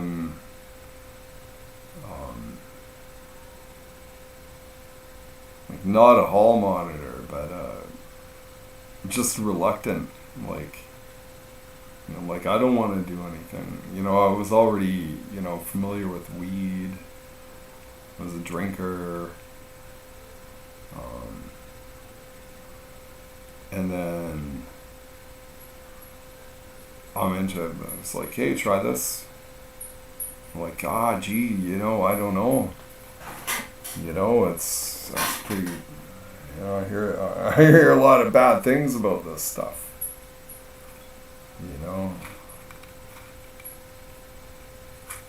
and then having the companionship of a trusted friend, saying it, you know, it'll be okay. You know, don't worry about it. And so you try some, and it's like that. I don't know if anybody, you can talk about like your first time doing coke. It's like, boo, you're over the moon kind of thing, right?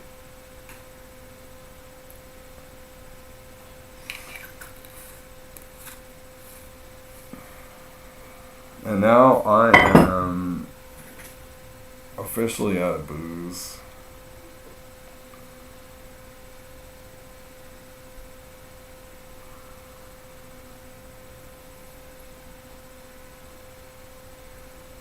I don't know where to go from here. I don't want to end it on like talking like cocaine, right?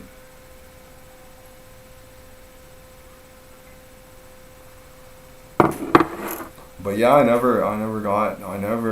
I guess fortunately, I never really got into it.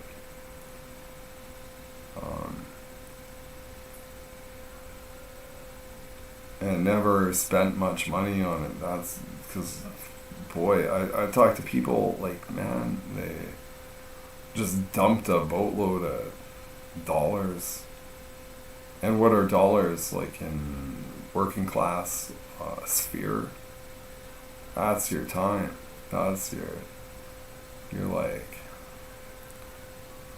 putting in all this time doing something you'd rather not be doing. You pretend maybe, oh yeah, I love my job, you know. You really don't. And then, boom, you got a few days off, and what do? You just splurge. You go to splurge mode. Fucking spend all your money on drugs. And it's fun. It's like time travel. And it's like, woo! You know?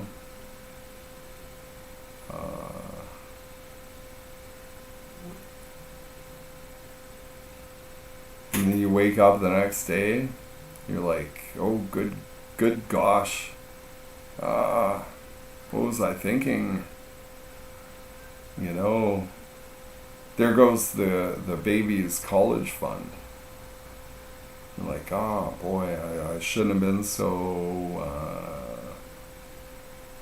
footloose and fancy free, you know.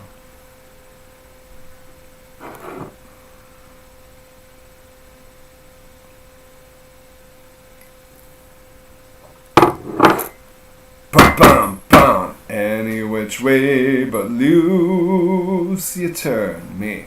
Any which way but loose. So I'm gonna play that song and end this end this embarrassing broadcast. I think I said a lot of pretty interesting or basic stuff. You know, everyone. What do you call it? Like, I had a friend in high school. Like, he said, "Oh, you're really great at belaying the obvious, right?" You know, so if I've done that or made you laugh or anything else, you know, feel free to. I don't want to be. I don't know. No, I'm lying if I say I don't want to be a like full-time YouTube dude. But at the very least, give me a thumbs up kind of thing. And I will promise you that I will come back with a video, something a little more interesting, hopefully. We'll get the chat thing going, maybe. Oh man, I got flies all over me. All right.